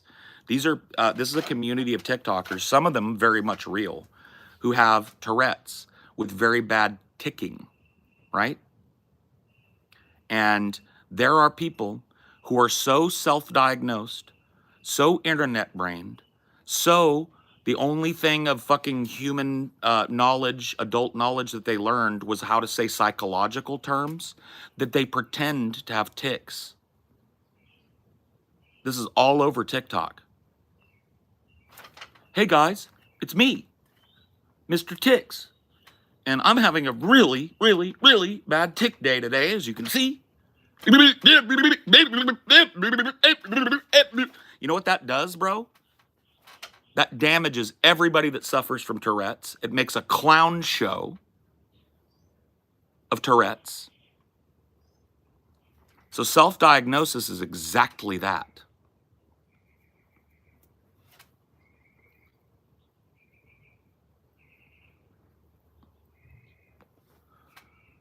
So I don't have any respect for a self-diagnoser. I don't have any respect for somebody that's got a sack full of psych terms and no knowledge of why those psych terms exist or what the prescription is. Can't reference a fucking DSM. Can't tell you what the DSM has to say about depression, but I have it. Oh, fuck off, bitch. No, you don't. And if you do, deal with it like the rest of us do. I've got 3 psych diagnoses, chronic, all of them. I'll live the rest of my life with them. Depression, anxiety, PTSD. Worked my whole life with it. Never was like, oh man, I hate my job. Paul, I've got a job for you at the school district. I can't do that, man. I've got sciatica and my mental health would forbid it. Not one time, bro. And if you've got nothing but excuses, a working man's got nothing for you. A working man doesn't have a single fucking thing in his pocket but his day's pay. Okay? He doesn't reach in there and find sciatica as an excuse. I'm not saying you are self-diagnosed, Senna, but you are part of a horde of people who know way too many psych terms and way too little about them. So you're included in this, even if you're not self-diagnosed, Senna, which citation needed coming from you. Because somebody that'll make a sophist argument like I expect comfort from a job will also lie their fucking face off to support their argument and try and get a win. So I don't believe you, Senna. Because I don't believe a child when they walk up and go, I'm a professor, right? I don't believe what children say they've done because children often make up flights of fancy. That's not my fault, that's yours. My baseline trust that I give that you're being good faith disappeared yesterday. Along with any chance that you'll ever get in an advice back and forth with me again. You're always going to taste this if you want to get philosophical with me. Because I'm going to require you to come to my level. Otherwise, you're wasting my fucking time. And my level ain't high, Senna. I'm not a fucking super genius. I'm a blue-collar guy and a college dropout. You're going to have to get there. Work a few years, take a few classes, learn a little bit about yourself, throw that bag of excuses that you've got hanging around your neck and keeping you tied down all day out, and leave me the fuck alone till you figure it out. Yeah, it got under my fucking skin. Dude, one thing that's happened as I've gotten older is my time is fucking precious, bro. I do this because it feeds something inside of me. I enjoy this, right? When I'm doing something I enjoy, talking to people, and I waste 2 fucking hours of my time talking to a child-minded person pretending to be an authority, I get fucking damn right salty. because I am in a position to be. You are not in a position to be picky, Senna. Stop. Ban Senna out of here. I'm tired of her ass. She's not getting it. She's never gonna get it. Ban her out of here. See you on the Discord, Senna. Don't try it. Get her out. I'm tired of this fucking argument, bro. See, this is what happened yesterday. Not listening, and everything starts with a but, not listening, not engaging, never engage. It's child argument. It's like arguing with a child about which pudding is better, bro. I ain't got time for that shit. That's not the level of argument that I'm dishing to you. And when you dish this pudding better back to me, you're banned. Don't ever come back. And don't let me catch you being a child in front of me in public, because I'm going to get banned off the fucking Discord. And I'm willing to take it rather than have another second of my limited time wasted by a child. Got it? Good. Never learn. It's everything's but, yeah, but is the fucking most destructive word we ever taught this fucking generation of kids. Not everything is an argument. Sometimes you just listen, assimilate, and go the fuck away and think on it. And you're broken.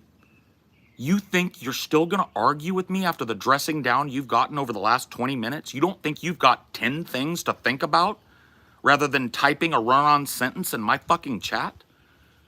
Underscores what I'm saying about you. I want everybody to keep in mind, I didn't start that shit. She came in here and accused me of fucking ableism, like she's even in an adult position to know what that means. And she didn't, by the way.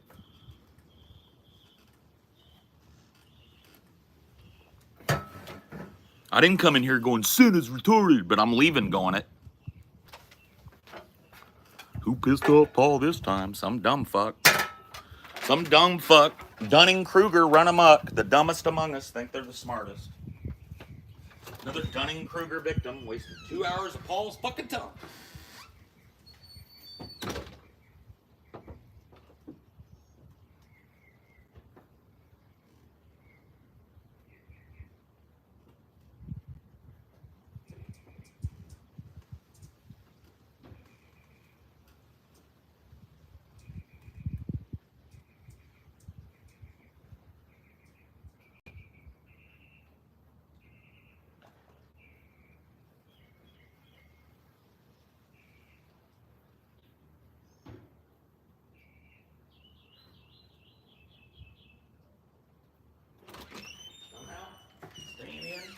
Buddy. Gibbity, dibbity, hibbity, flibbity, jibbity.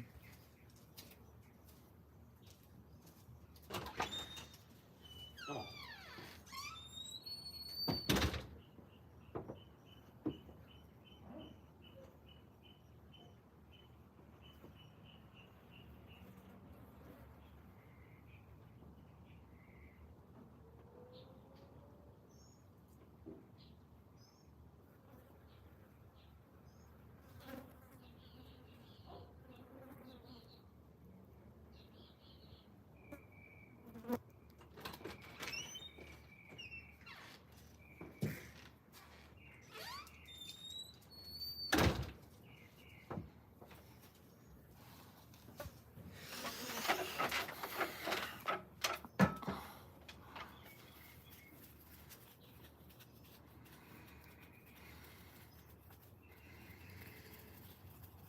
Oh, fuck. God damn it. Sorry, D. You're just gonna have to deal with that scatterbrainedness.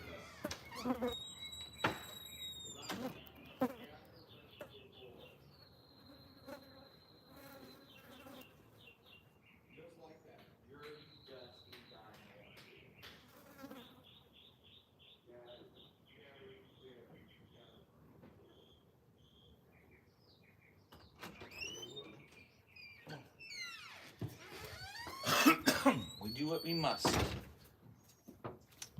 You're such a good boy, D. You're such a good boy. I love you so much. Come here and give a little sunshine to these people. I've been mean. I've been having to be mean and loud voice man, and they just need a little bit of cuddle. They need to see that not all of life is conflict. Sometimes life is getting a chest rub, getting a chin scratch, getting a head pat, having a big yawn because it's so good, getting a back rub, getting a booty pat. Oh, yeah. Such a good boy. He's such a good boy and a handsome boy to boot.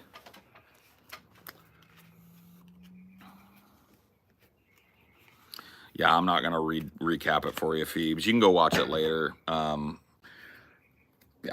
I'm not. We just launched out, so we'll be watching. You can watch it later.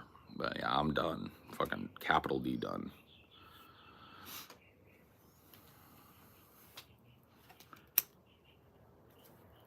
What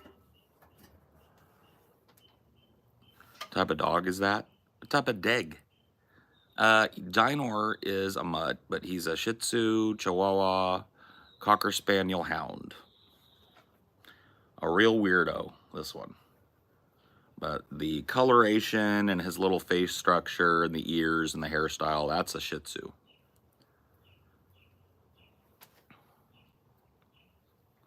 Dinor's got a good work ethic. Dude, you want proof of that? Watch this.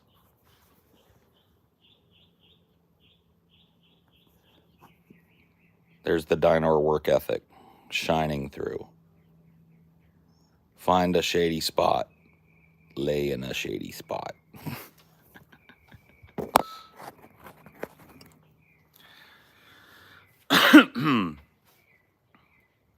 Surprised he's not a Schnauzer. He is not.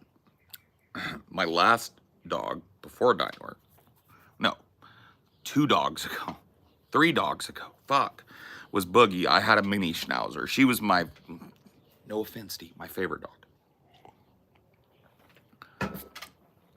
I had a bond with her that I've never had with a dog. We were very close. I loved that little mini Schnauzer. She was a little mutant though. She's a white mini Schnauzer already, I didn't know it at the time, already indicative of genetic mutation because Schnauzers come in 2 flavors, black and gray and white, right?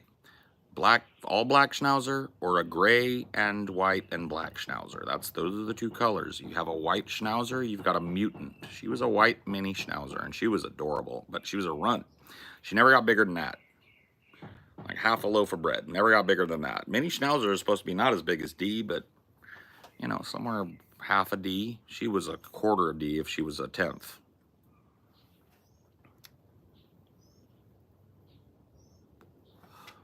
Itty bitty, thought she was huge, hated everybody in the fucking planet with a fiery, red hot, demonic passion except for me. Loved me. Loved me, like would do anything I fucking said, anything I told her to do. She listened to me and me alone. She cared for me and me alone. She hated everything else on the fucking planet with a fiery passion. She was a demon, man. Her eyes were. You ever heard that term in the old '79 Halloween? The blackest eyes, the devil's eyes. I used to call her Devil as one of her little mini nicknames. Because you'd catch her staring at you and you can't see her pupils or irises. It's just 2 eyes and they're black as midnight. Like 2 little fucking black holes looking at you. She the smartest? No, she was pretty fucking dumb. A lot of times these mini dogs, I mean, you know, brain size is indicative, right, of intelligence. Not always. Sometimes there are certain breeds of little dogs that show profound intelligence. Jack Russell Terriers are probably the one that comes to mind for most people. But, no. Boogie was not smart.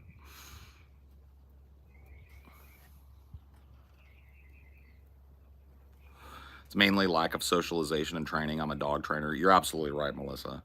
It was my first dog as an adult. I got her in my early 20s. I made the huge mistake of buying her from a breeder. Didn't know that white dogs were mutants. Didn't know how to train her. She had horrifying separation anxiety. It was a fucking nightmare, bro. But I loved her too much to let her go, so she just destroyed everything for a while. And then she grew out of that. But yeah, it was a total lack of training. Like I said, she would listen. She understood commands, but only if I gave them. If somebody else gave them, she'd just look at you, and sometimes she'd go like, You know when dogs do this thing? That's all you got if you weren't me and taught her to sit, or tried to get her to sit or lay down or be quiet or go on about her business, right? She would listen to me. If I said go on about your business, she'd go bloop and go lay down on the couch. But if she was bothering you and you said go on about your business, she'd just, why are you saying that thing that the dad says? I'm not gonna do it. Dad didn't say it. You know. The who? You? Look, yeah, exactly.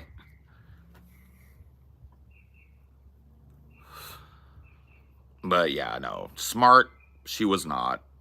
You know, healthy, she was not, unfortunately, in addition to the mutation that made her a white mini schnauzer. She had a mutation that made her liver and pancreas, especially, underdeveloped. She was a runt in addition. I told you she's way smaller than a mini schnauzer should be. She was a runt. Her liver and pancreas never developed properly. She would get sick and vomit up her food all the time and then just stop eating. That got worse as she got around 4 years old. She started to do it more. We took her to the doctor. They put her on an NSAID, like an anti-inflammatory, and it fixed her. But the problem was, you know, he said, we can't keep her on this because, you know, too much NSAID every day, too much of this medication every day will further damage her liver. But as soon as the course of NSAID ran out, she was retching up her food again, and then she wouldn't even drink. I had to force feed her water. And so the doctor would give her another course, give her another course. And finally, it was just like, well, we're just going to risk it because, like, what can we do? It's either this or she's retching.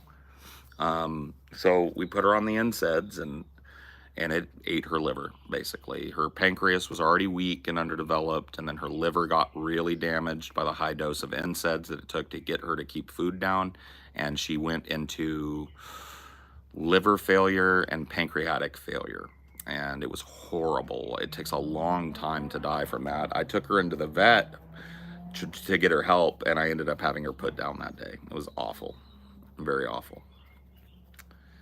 So, and she was only 5 years old too. So that's the lesson. Like that little dog should have lived 11, 12, 13 years on the high end. I got less than half of that with her because I bought from a fucking breeder that was overbreeding and inbreeding, and she was just a little mutant. She was just fucked up. So sad. I'm really sorry. Everybody, when they lose their dog, it's a sad story. It always is, right? It's just super hard, especially for people. There are people who are over it quicker, and I don't think they're bad. But there are people that don't get that attached to animals. And then there are people like me, and I think a lot of you, right? Where it's like animals and people are pretty much on the same fucking ethical level for me. Especially, you know, my animals, as hypocritical as that might be. But yeah, dude, the ones in my care, fuck, I'll fuck you up just as quick going after dinosaurs if you went after my wife. Like, we're going to the ground if you kick my dog. You know what I mean? For fucking absolutely sure. Is that when you started volunteering at ARF? Yeah. That's when I started volunteering at ARF because I didn't have the heart to get a new dog, and my wife at the time, she loved Little Boogie too, and she was heartbroken that she wanted to get a new dog. Part of her healing process was accepting a new dog into her heart, but I wasn't ready for that. So we split the middle and we started volunteering at a no-kill shelter so we could be around dogs, but we didn't have to take them home. And it was through that, after a couple of months, a couple of visits of volunteer work and stuff, that we met our new dogs, Yoshi and Koopa. They were brother and sister, little Chihuahua mutts. Koopa was bigger than Yoshi by about twice. He was the big brother. Yoshi was a little girl. Yoshi was all black Chihuahua, very cute, just like sprightly, waggy little tail. Koopa was a bigger, barrel-chested guy, you know, not huge, but bigger than Yoshi was, barrel-chested, and he was black and white, and he was very stoic. Great dogs, man. I loved those dogs. It just went to show me how dogs bond not only with their owners, but with other animals, you know. They were thick as thieves. The craziest things about Yoshi and Koopa was, Koopa obviously being bigger, when they were outdoors, she would follow right behind him because he was the one that was going to deal with anything that tried to jump her, right? She knew she was little and he was big. But as soon as they got inside, she was queen bitch. This is the craziest shit I used to see, right? We used to feed Yoshi and Koopa in the same place at the same time every day, right? We would put a bowl over here and a bowl over here. One for Yoshi, one for Koopa. They knew which ones were theirs, right? I would feed them and I would sit down and watch, right? Yoshi would immediately walk over to her bowl and start eating. Koopa would like look at her like, and then he would pad towards his bowl. And as he got close enough to maybe stick his snout in, Yoshi would stop eating and go, and he'd go, twice her size, big old boy. She would literally, I watched it because I couldn't fucking believe it, right? She would eat her whole bowl and watch what do you think this little bitch did? Do you think she was like, all right, now you can eat? Let me tell you what the little bitch did. Literal bitch. Walked from her empty bowl, licked it clean while he sat there, right? Went to his bowl, took a big bite of it,